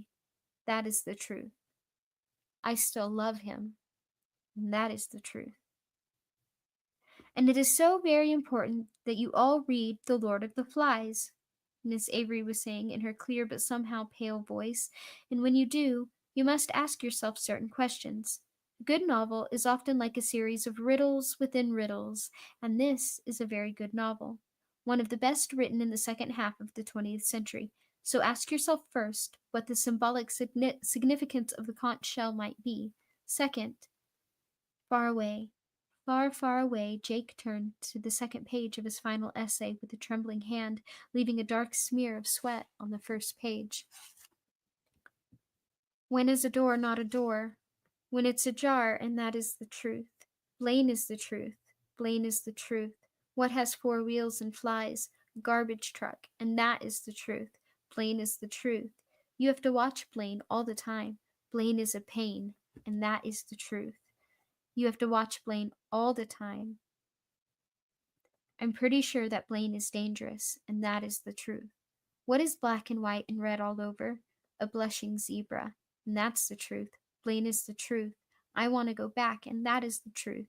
I want to go back, and that is the truth. I'll go crazy if I don't go back, and that is the truth. I can't go home again unless I find a stone or a rose or a door, and that's the truth. Choo choo, and that is the truth. I'm afraid. That is the truth. Choo choo. Jake looked up slowly. His heart was beating so hard that he saw a bright light, like the after image of a flashbulb, dancing in front of his eyes, a light that pulsed in and out with each titanic thud of his heart. He saw Miss Avery handing his final essay to his mother and father. Mr. Bassett was standing beside Miss Avery, looking grave. He heard Miss Avery say in her clear, pale voice, "Your son is seriously ill. If you need proof, just look at this final essay." "John hasn't been himself for the last 3 weeks or so," Mr. Bassett added. "He seems frightened some of the time and dazed all of the time. Not quite there, if you see what I mean. Je pense que j'en ne pas faux? I don't know. I don't speak French. Whatever." Miss Avery again.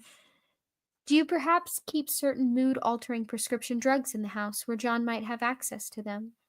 Jake didn't know about mood-altering drugs, but he knew his father kept several grams of cocaine in the bottom drawer of his study desk. His father would undoubtedly think he had been into it. "Now let me say a word about Catch 22, Miss Avery said from the front of the room. "This is a very challenging book for 6th and 7th grade students, but you will nonetheless find it entirely enchanting if you open your minds to its special charm. You may think of this novel, if you like, as comedy of the surreal." I don't need to read something like that, Jake thought. I'm living something like that, and it's no comedy. He turned over to the last page of his final essay. There were no words on it. Instead, he had pasted another picture to the paper. It was a photograph of the Leaning Tower of Pisa. He had used a crayon to scribble it black. The dark, waxy lines looped and swooped in lunatic coils. He could remember doing none of this. Absolutely none of it. Now he heard his father saying to Mr. Bassett, "Yes, he's definitely foul. A kid who'd fuck up his chance at a school like Piper has to be foul, wouldn't you say? Well, I can handle this. Handling things is my job. Sunnyvale's the answer. He needs to spend some time in Sunnyvale, making baskets and getting his shit back together. Don't you worry about our kid, folks. He can run, but he can't hide." Would they actually send him to the nuthatch if it started to seem that his elevator no longer went all the way up to the top floor? Jake thought the answer to that was a big you bet. No way his father was going to put up with a loony around the house. The name of the place they put him in might not be Sunnyvale, but there would be bars on the windows. And there would be young men in white coats and creep-soled shoes prowling the halls. The young men would have big muscles and watchful eyes and access to hypodermic needles full of artificial sleep. They'll tell everybody I went away, Jake thought. The arguing voices in his head were temporarily stilled by a rising tide of panic. They'll say I'm spending the year with my aunt and uncle in Modesto or Sweden, as an exchange student or repairing satellites in outer space. My mother won't like it. She'll cry, but she'll go along. She has her boyfriends, and besides, she always goes along with what he decides. She, they, me. He felt a shriek welling up in his throat and pressed his lips tightly together to hold it in. He looked down again at the wild black scribbles snarled across the photograph of the leaning tower and thought, I have to get out of here. I have to get out right now. He raised his hand. Yes, John? What is it? Miss Avery was looking at him with the expression of mild exasperation she reserved for students who interrupted her mid-lecture.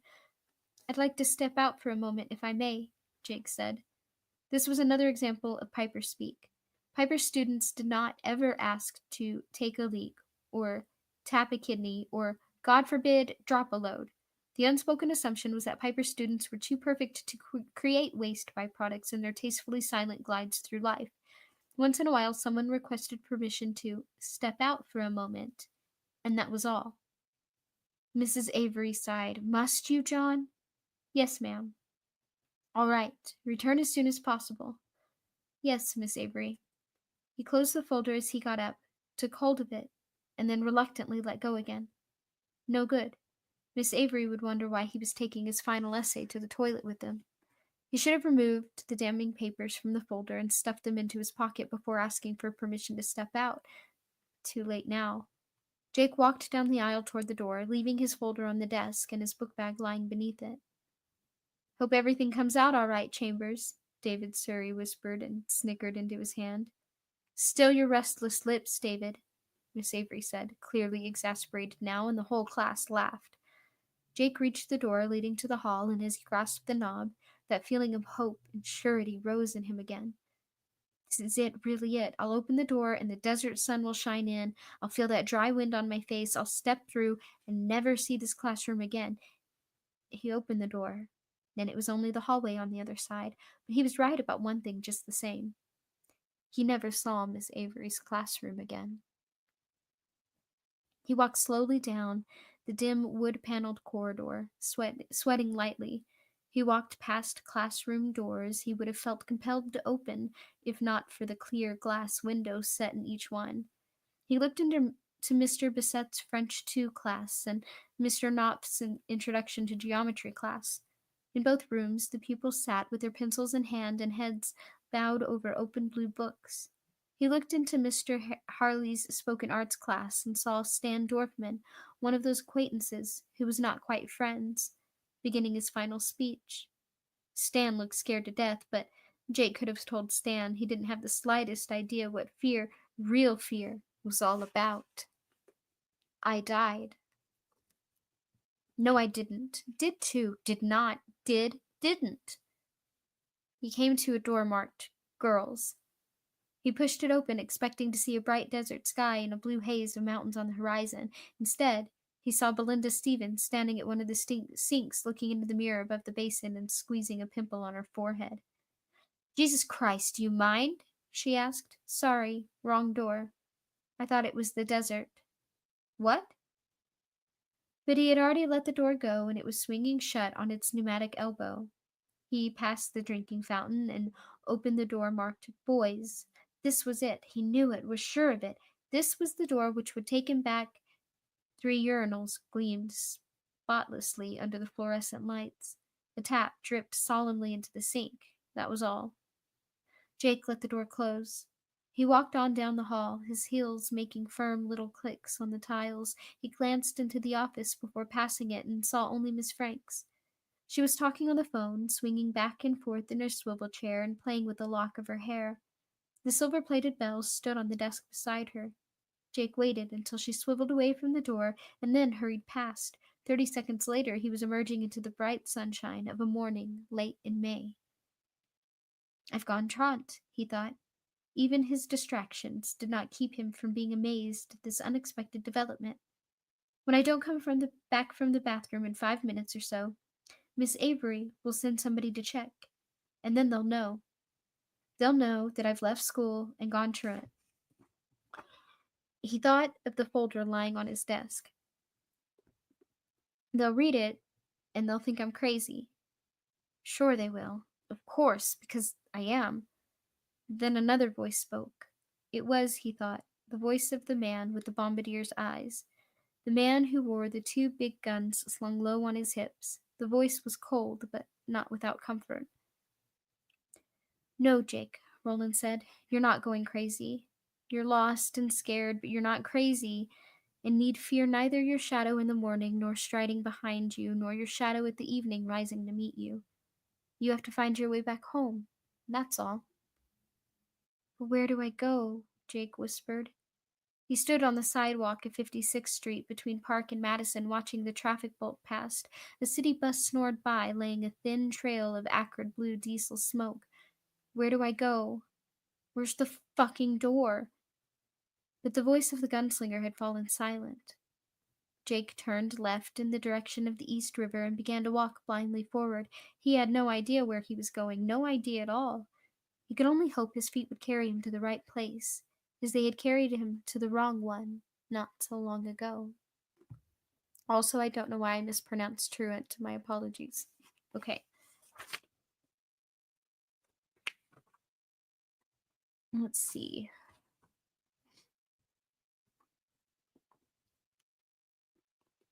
It had happened 3 weeks earlier. One could say it all began 3 weeks earlier because that gave the impression that there had been some sort of progression, and that wasn't right. There had been a progression to the voices, to the violence, which each insisted on its own particular version of reality, but the rest of it happened all at once. He left home at 8 o'clock to walk to school. He always walked when the weather was good, and the weather this May had been absolutely fine. His father had left for the network. His mother was still in bed, and Miss Greta Shaw was in the kitchen drinking coffee and reading her New York Post. Goodbye, Greta, he said. I'm going to school now. She raised a hand to him without looking up from the paper. Have a good day, Johnny. All according to routine. Just another day in the life. And so it had been for the next 1,500 seconds. Then, everything had changed forever. He idled along, book bag in one hand, lunch sack in the other, looking in the windows. 720 seconds from the end of his life as he had always known it. He paused to look in the window of Brendio's, where the mannequins dressed in fur coats and Edwardian suits stood in stiff poses of conversation. He was thinking only of going bowling that afternoon after school. His average was 158, great for a kid who was only 11. His ambition was to someday be a bowler on the pro tour, and if his father had known this little factoid, he also would have hit the roof. Closing in now, closing in on the moment when his sanity would be suddenly eclipsed. He crossed 39th, and there were 400 seconds left. He had to wait for the walk light sign at 41st, and there were 270. Paused to look in the novelty shop on the corner of 5th and 42nd, and there was 190, and now with just over 3 minutes left in his ordinary life, Jake Chambers walked beneath the unseen umbrella of that force which Roland called Ka-Tet. An odd, uneasy feeling began to creep over him. At first he thought it was a feeling of being watched, and then he realized it wasn't that at all, or not precisely that. He felt that he had been here before, that he was reliving a dream he had almost forgotten. He was waiting for the feeling to pass, but it didn't. It grew stronger, and now it began to mix with the sensation he reluctantly recognized as terror. Up ahead, on the near corner of 5th and 43rd, a black man in a Panama hat was setting up a pretzel and soda cart. He's the one that yells, "Oh my God, he's killed," Jake thought. Approaching the far corner was a fat lady with a Bloomingdale bag in her hand. She'll drop the bag and put her hands to her mouth and scream. The bag will split open. There's a doll inside the bag. It's wrapped in a red towel. I'll see this from the street, from where I'll be lying in the street with my blood soaking into my pants and spreading around me in a pool. Behind the fat woman was a tall man in a gray nail-head worsted suit. He was carrying a briefcase. He's the one who vomits on his shoes. He's the one who drops his briefcase and throws up on his shoes. What's happening to me? Yet his feet carried him numbly forward toward the intersection where people were crossing in a brisk, steady stream, somewhere behind him, closing in. was a killer priest. He knew this, just as he knew that the priest's hands would in a moment be outstretched to push, but he could not look around. It was like being locked in a nightmare where things simply had to take their course. 53 seconds left now. Ahead of him, and the pretzel vendor was opening a hatch in the side of his cart. He's going to take out a bottle of Yoo-hoo, Jake thought. Not a can, but a bottle. He'll shake it up and drink it all at once. The pretzel vendor brought out a bottle of Yoo-hoo, shook it vigorously, and spun off the cap. 40 seconds left. Now the light will change. White. Walk went out. White walk went out. Red don't walk began to flash rapidly on and off, and somewhere less than half a block away, a big blue Cadillac was now rolling toward the intersection of 5th and 43rd. Jake knew this, just as he knew the driver was a fat man wearing a hat almost the exact same blue shade as his car. I'm going to die. He wanted to scream this aloud to the people walking heedlessly all around him, but his jaws were locked shut. His feet swept him serenely onward toward the intersection. The "Don't Walk" sign stopped flashing and shone out its solid red warning. The pretzel vendor tossed his empty Yoo-hoo bottle into the wire trashed basket on the corner. The fat lady stood on the corner across the street from Jake, holding her shopping bag by the handles. The man in the nail-head suit was directly behind her. Now there were 18 seconds left. Time for the toy truck to go by, Jake thought. Ahead of him, a van with pictures of happy jumping jacks and the words Tooker's Wholesale Toys printed on the side swept through the intersection, jolting up and down in the potholes. Behind him, Jake knew, the man in the black robe was beginning to move faster, closing the gap, now reaching out with his long hands, yet he could not look around, as you couldn't look around in the dreams when something awful was gaining on you. Run. And if you can't run, sit down and grab hold of a no parking sign. Don't just let it happen. But he was powerless to stop it from happening. Ahead, on the edge of the curb, was a young woman in a white sweater and a black skirt. To her left was a young Chicano guy with a boombox. A Donna Summer disco tune was just ending. The next song, Jake knew, would be Dr. Love by Kiss. They're going to move apart. Even as the thought came, the woman moved a step to her right. The Chicano guy moved a step to his left, creating a gap between them. Jake's traitor feet swept him into the gap. 9 seconds now. Down to the street. Bright May sunshine twinkled on a Cadillac hood ornament. It was, Jake knew, a 1976 Sedan DeVille. 6 seconds. The caddy was speeding up. The light was getting ready to change, and the man driving the DeVille, the fat man in the blue hat with the feathers stuck jauntily in the brim, meant to scat through the intersection before it could. 3 seconds. Behind Jake, the man in black was lunging forward. On the young man's boombox, Love to Love You, Baby ended and Dr. Love began. 2. The Cadillac changed to the lane nearest Jake's side of the street and charged down on the intersection, its killer grille snarling. 1. Jake's breath stopped in his throat. None. Jake cried.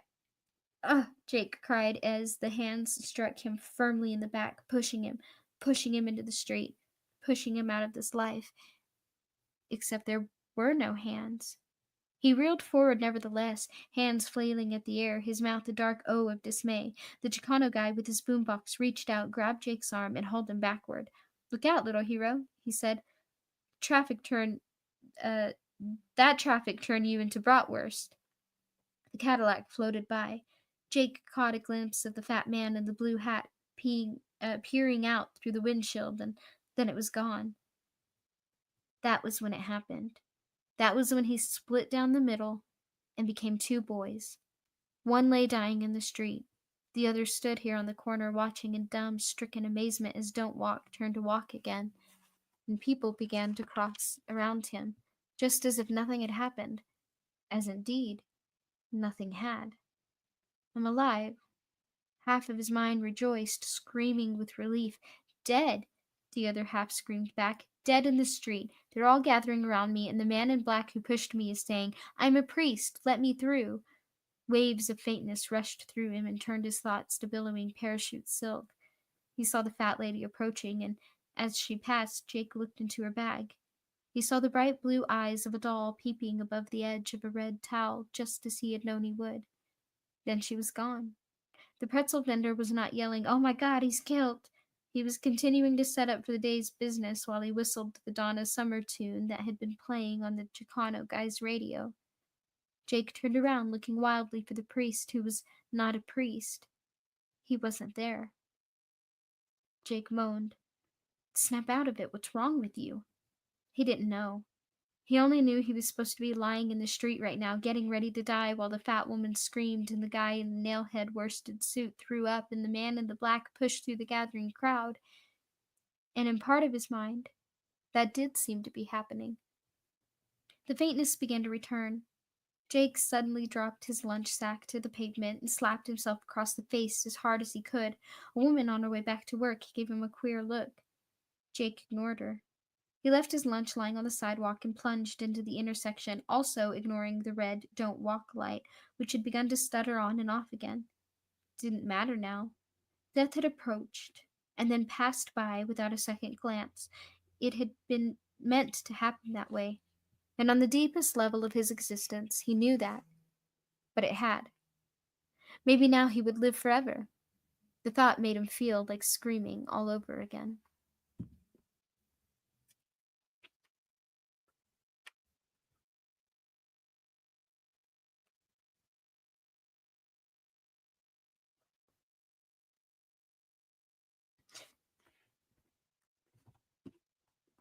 His head had cleared a little by the time he got to school, and his mind had gone to work trying to convince him that nothing was wrong. Really, nothing at all. Maybe something a little weird had happened. Some sort of psychic flash, a momentary peek into one possible future, but so what? No big deal, right? That idea was actually sort of cool. The kind of thing they were always printing in some weird supermarket newspapers Greta Shaw liked to read when she was sure Jake's mother wasn't around. Papers like The National Enquirer and Inside View.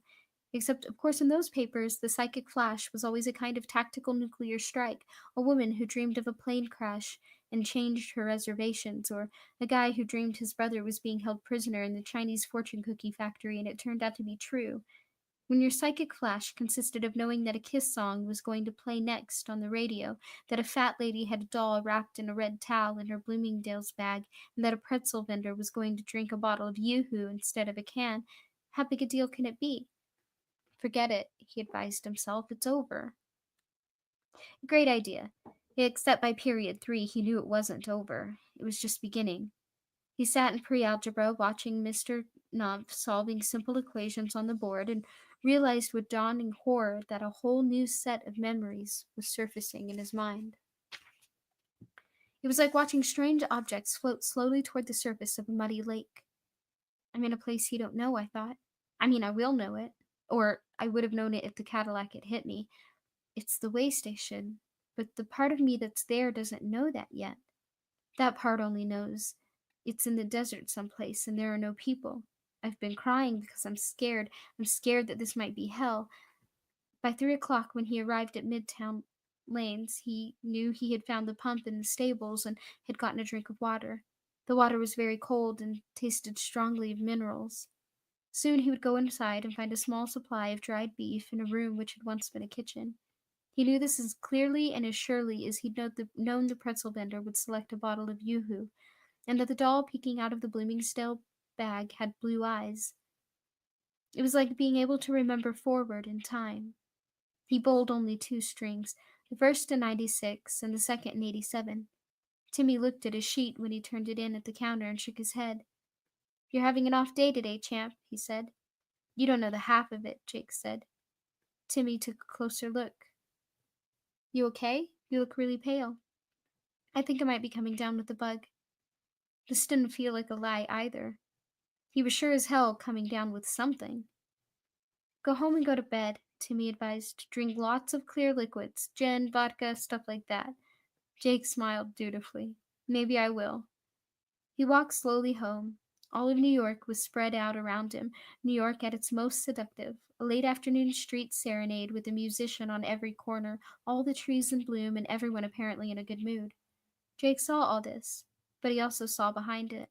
Saw himself cowering in the shadows of the kitchen as the man in black drank like a grinning dog from the stable pump. Saw himself sobbing with relief as he, or it, moved on without discovering him. saw himself falling deeply asleep as the sun went down and the stars began to come out like chips of ice in the harsh purple desert sky. He left himself into the duplex apartment with his key and walked into the kitchen to get something to eat. He wasn't hungry, but it was habit. He was headed for the refrigerator when his eyes happened on the pantry door and he stopped. He realized suddenly that the way station, all the rest of that strange other world where he now belonged, was behind that door.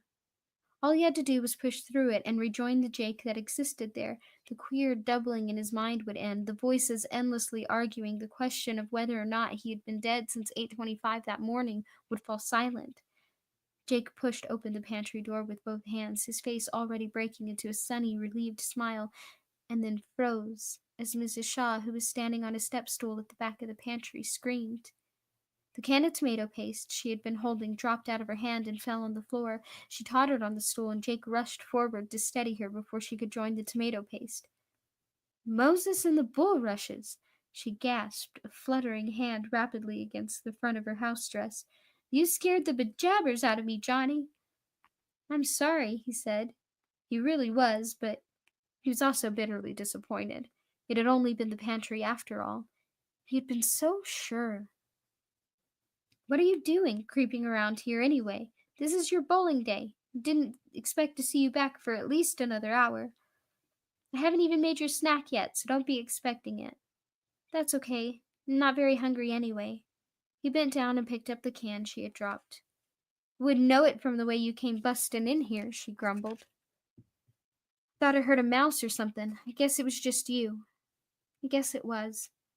She descended the step stool and took the can from him. You look like you're coming down with the flu or something, Johnny. She pressed her hand against his forehead. You don't feel hot, but that don't always mean much.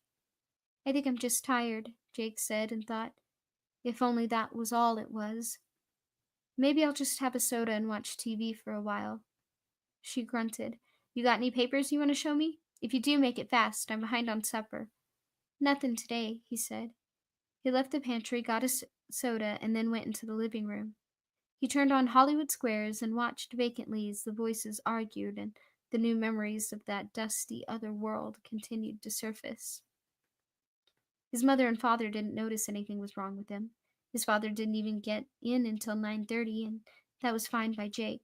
He went to bed at 10 and lay awake in the darkness, listening to the city outside his window, brakes, horns, wailing sirens.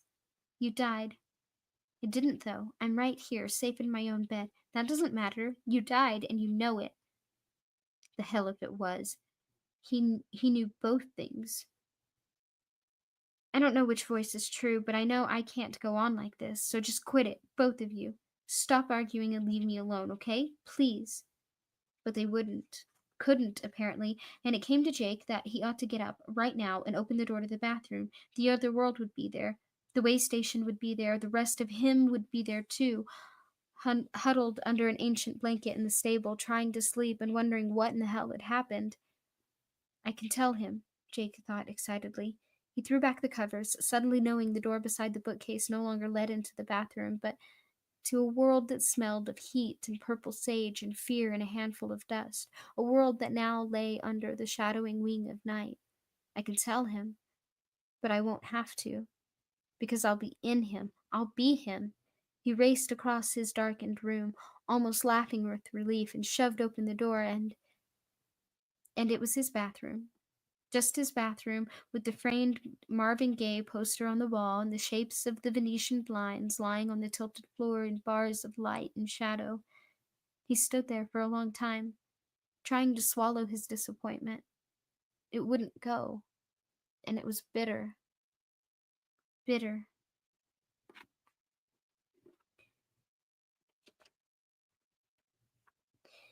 The 3 weeks between then and now stretched like a grim, blighted terrain in Jake's memory, a nightmare wasteland where there had been no peace, no rest, no respite from pain.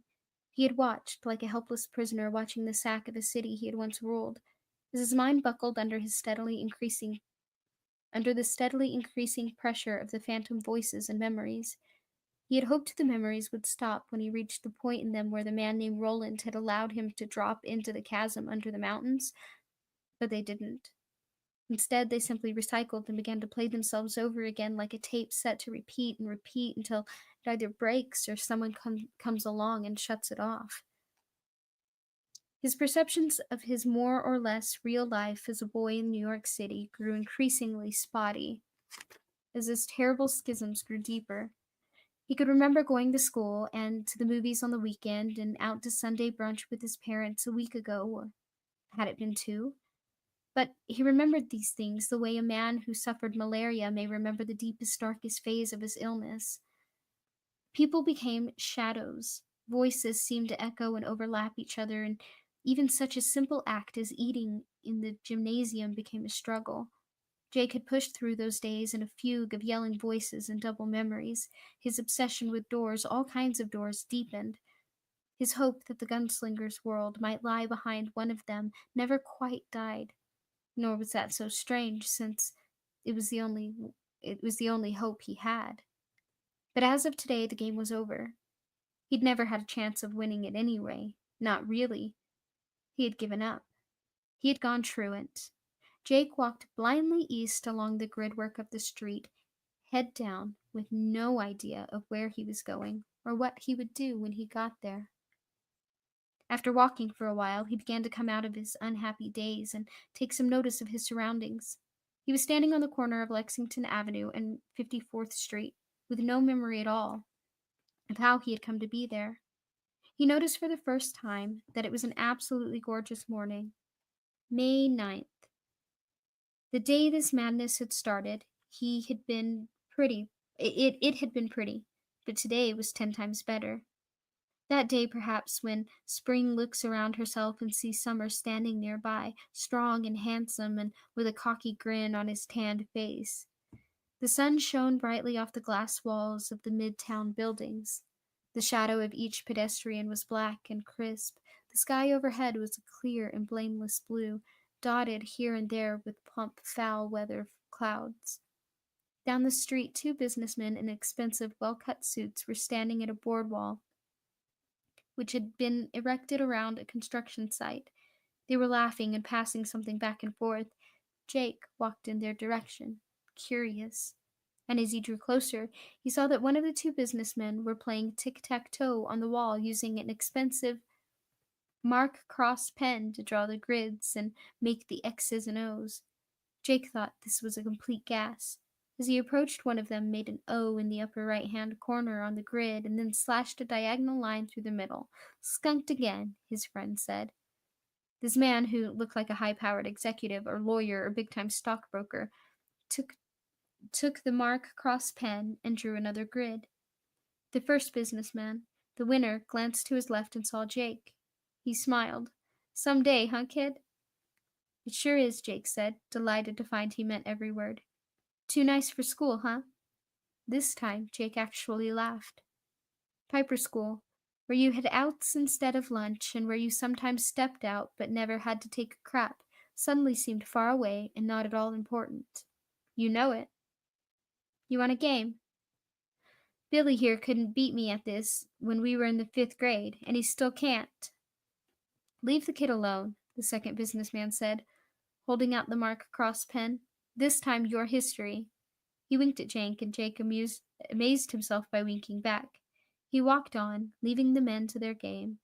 The sense that something totally wonderful was going to happen, had perhaps already begun to happen, continued to grow, and his feet no longer seemed to be quite touching the pavement. The walk light on the corner came on, and he began to cross Lexington Avenue. He stopped in the middle of the street so suddenly that a messenger boy on a 10-speed bike almost ran him down. It was a beautiful spring day, agreed, but that wasn't why he felt so good. So suddenly aware of everything that was going on around him, so sure that some great thing was about to occur. The voices had stopped. They weren't gone for good. He somehow knew this, but for the time being they had stopped. Why? Jake suddenly thought of two men arguing in a room. They sit facing each other over a table, jawing at each other with increasing bitterness. After a while, they begin to lean towards each other, thrusting their faces pugnaciously forward, bathing each other with a fine mist of outraged spittle. Soon they will come to blows. But before that can happen, they hear a steady thumping noise. the sound of a bass drum, and then a jaunty flourish of brass. The two men stop arguing and look at each other puzzled. What's that? One asks. Don't know, the other replies. Sounds like a parade. They rush to the window, and it is a parade. A uniformed band marching in lockstep with the sun blazing off their horns, pretty margerettes twirling batons and strutting their long tanned legs, convertibles decked with flowers and filled with waving celebrities. The two men stare out the window, their quarrel forgotten. They will undoubtedly return to it, but for the time being they stand together, like the best of friends, shoulder to shoulder, watching the parade go by.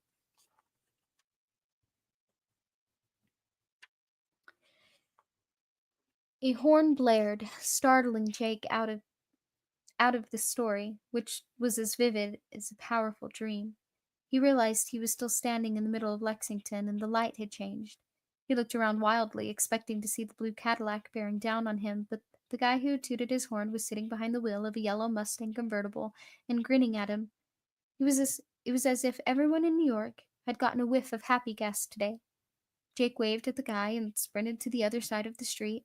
The guy in the Mustang twirled a finger around his ear to indicate that Jake was crazy and then waved back and drove on. For a moment, Jake simply stood on the far corner, face turned up to the May sunshine, smiling, digging the day. He supposed prisoners condemned to die in the electric chair must feel the same way when they learn they have been granted a temporary reprieve. The voices were still. The question was, what was the parade which had temporarily derived their attention? Was it just the uncommon beauty of the spring morning? Jake didn't think it was that at all. He didn't think so because that sensation of knowing was creeping over him and through him again. The one which had taken possession of him 3 weeks ago as he approached the corner of 5th and 46th. But on May 9th it had been a feeling of impending doom. Today it was a feeling of radiance, a sense of goodness and anticipation. It was as if white. This is the word that came to him, and it changed, and it clanged in his mind with clear and unquestionable rightness. It was white, he exclaimed out loud. The coming of white. He walked on down 44th Street, and as he reached the corner of 2nd and 54th, he once more passed under the umbrella of Catet.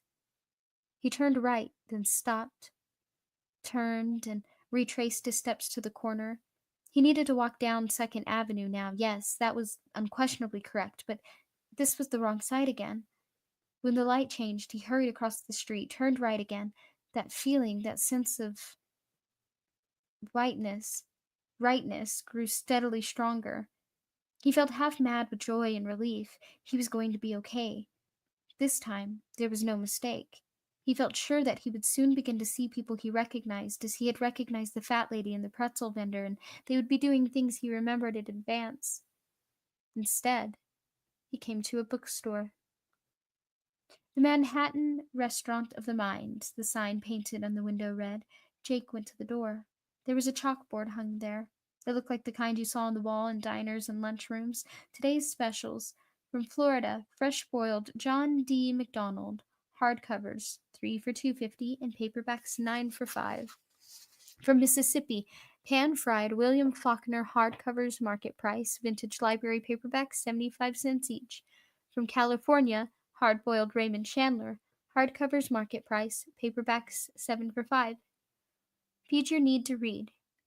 Jake went in, aware that he had, for the first time in 3 weeks, opened a door without hoping madly to find another world on the other side. A bell jingled overhead.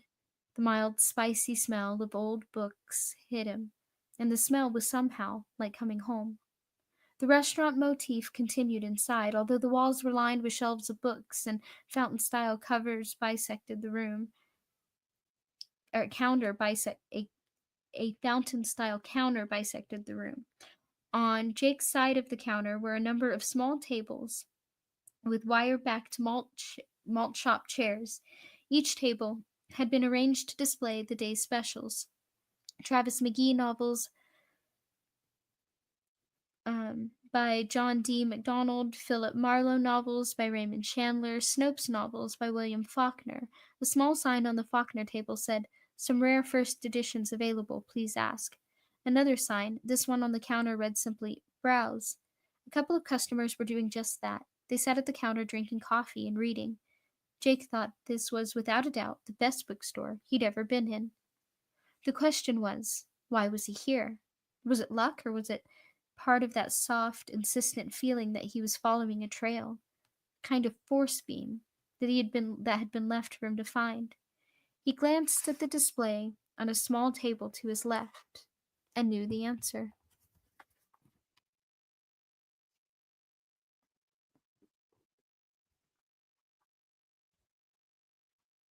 It was a display of children's books. There wasn't much room on the table, so there were only about a dozen of them. Alice's Adventures in Wonderland, The Hobbit, Tom Sawyer, things like that. Jake had been attracted by a storybook obviously meant for very young children. On the bright green cover was an anthropomorphic locomotive puffing its way up a hill. Its cowcatcher, which was bright pink, wore a happy grin, and its headlight was a cheerful eye which seemed to invite Jake Chambers to come inside and read all about it. Charlie the Choo Choo, the title proclaimed. Story and pictures by Beryl Evans. Jake's mind flashed back to his final essay with the picture of the Amtrak train on the title page and the words choo choo written over and over again inside. He grabbed the book and clutched it tightly as if it might fly away if he relaxed his grip. And as he looked down on the cover, Jake found that he did not trust the smile on Charlie the Choo Choo's face. You look happy. But I think that's just the mask you wear, he thought. I don't think you're happy at all. And I don't think Charlie's your real name either. These were crazy thoughts to be having, undoubtedly crazy, but they did not feel crazy. They felt sane. They felt true. Standing next to the place where Charlie the Choo Choo had been was a tattered paperback.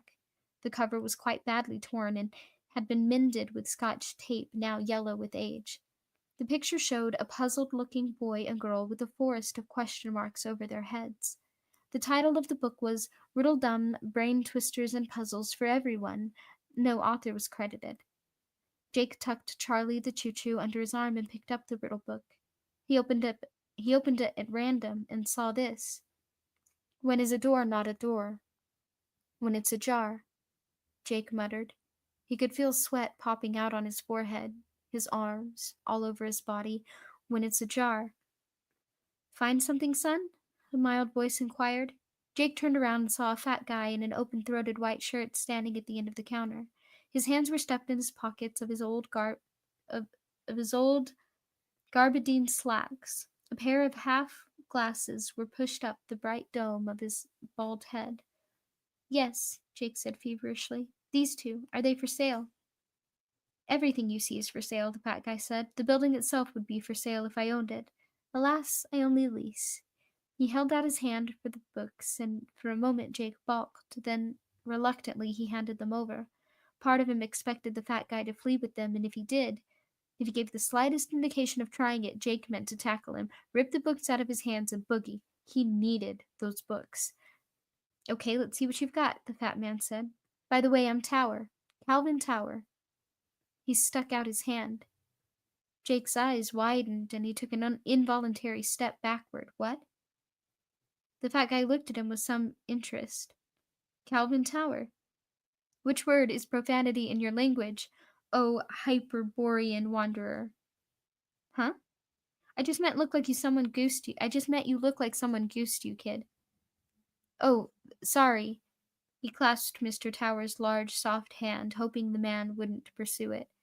The name had given him a jump, but he didn't know why. I'm Jake Chambers. Calvin Tower shook his hand. Good handle, pard. Sounds like the footloose hero in a Western novel. The guy who blows into Black Forest, Arizona, cleans up the town, and then travels on. Something by Wayne D. Overholzer, maybe. Except you don't look footloose, Jake. You look like you decided the day was a little too nice to spend in school. Oh, no, we finished up last Friday. Tower grinned. Uh-huh, I bet. And you've got to have these two items, huh? Sort of funny what people have to have. Now I wouldn't have pegged you as a Robert Howard kind of kid from the jump, looking for a good deal on one of these nice old Donald M. Grant editions. The ones with Roy Krenkle paintings, dripping swords, mighty thews, and Conan the Barbarian hacking his way through Stygian hordes. That sounds pretty good, actually. These are for uh, my little brother. It's his birthday next week. Calvin Tower used his thumb to flip his glasses down onto his nose and hold a closer look at Jake. Really, you look like an only child to me.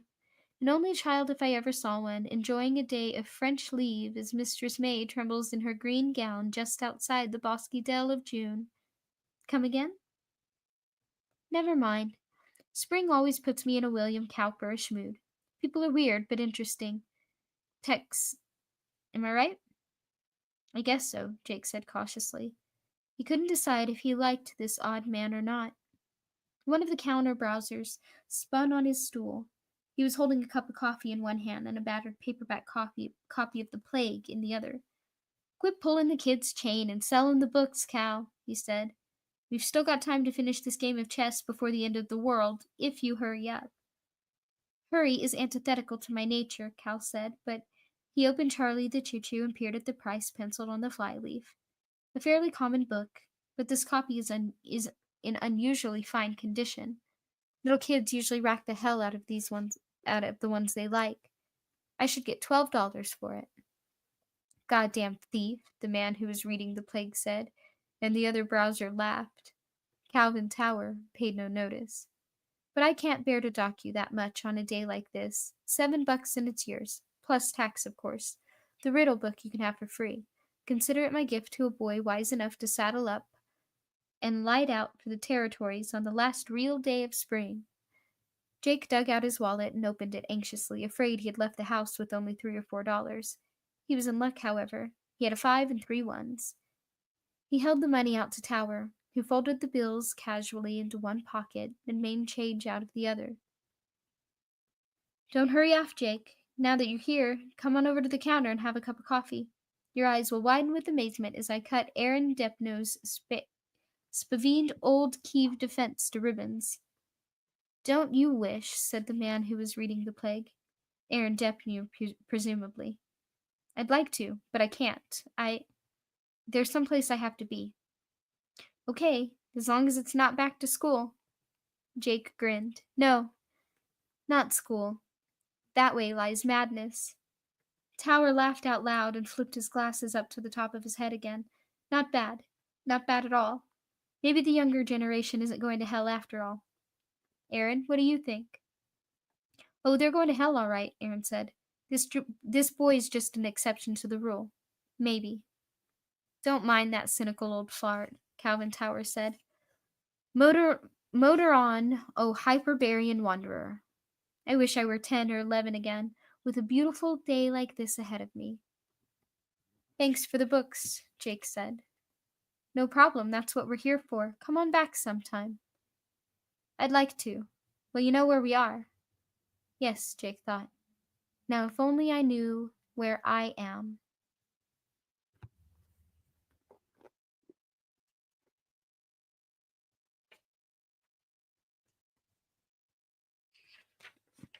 He stopped just outside the bookstore and flipped open the riddle book again, this time to page 1, where there was a short, uncredited introduction. Riddles are perhaps the oldest of all the games people still play today. You know what? On second thought, that whining right there means that somebody wants to play, and I can't bear to ignore him and let him carry on. So that is as good a stopping place as any, and we will just pick up there at my next opportunity. And again, I'm so sorry if I can't do it next week. If I can't do an extra one before next weekend, as I will be out of town. So we might have to skip a week again, but I will do my best and I will be back. Thank you so much, pretty shiny peoples. Have a beautiful day and do not forget to smile.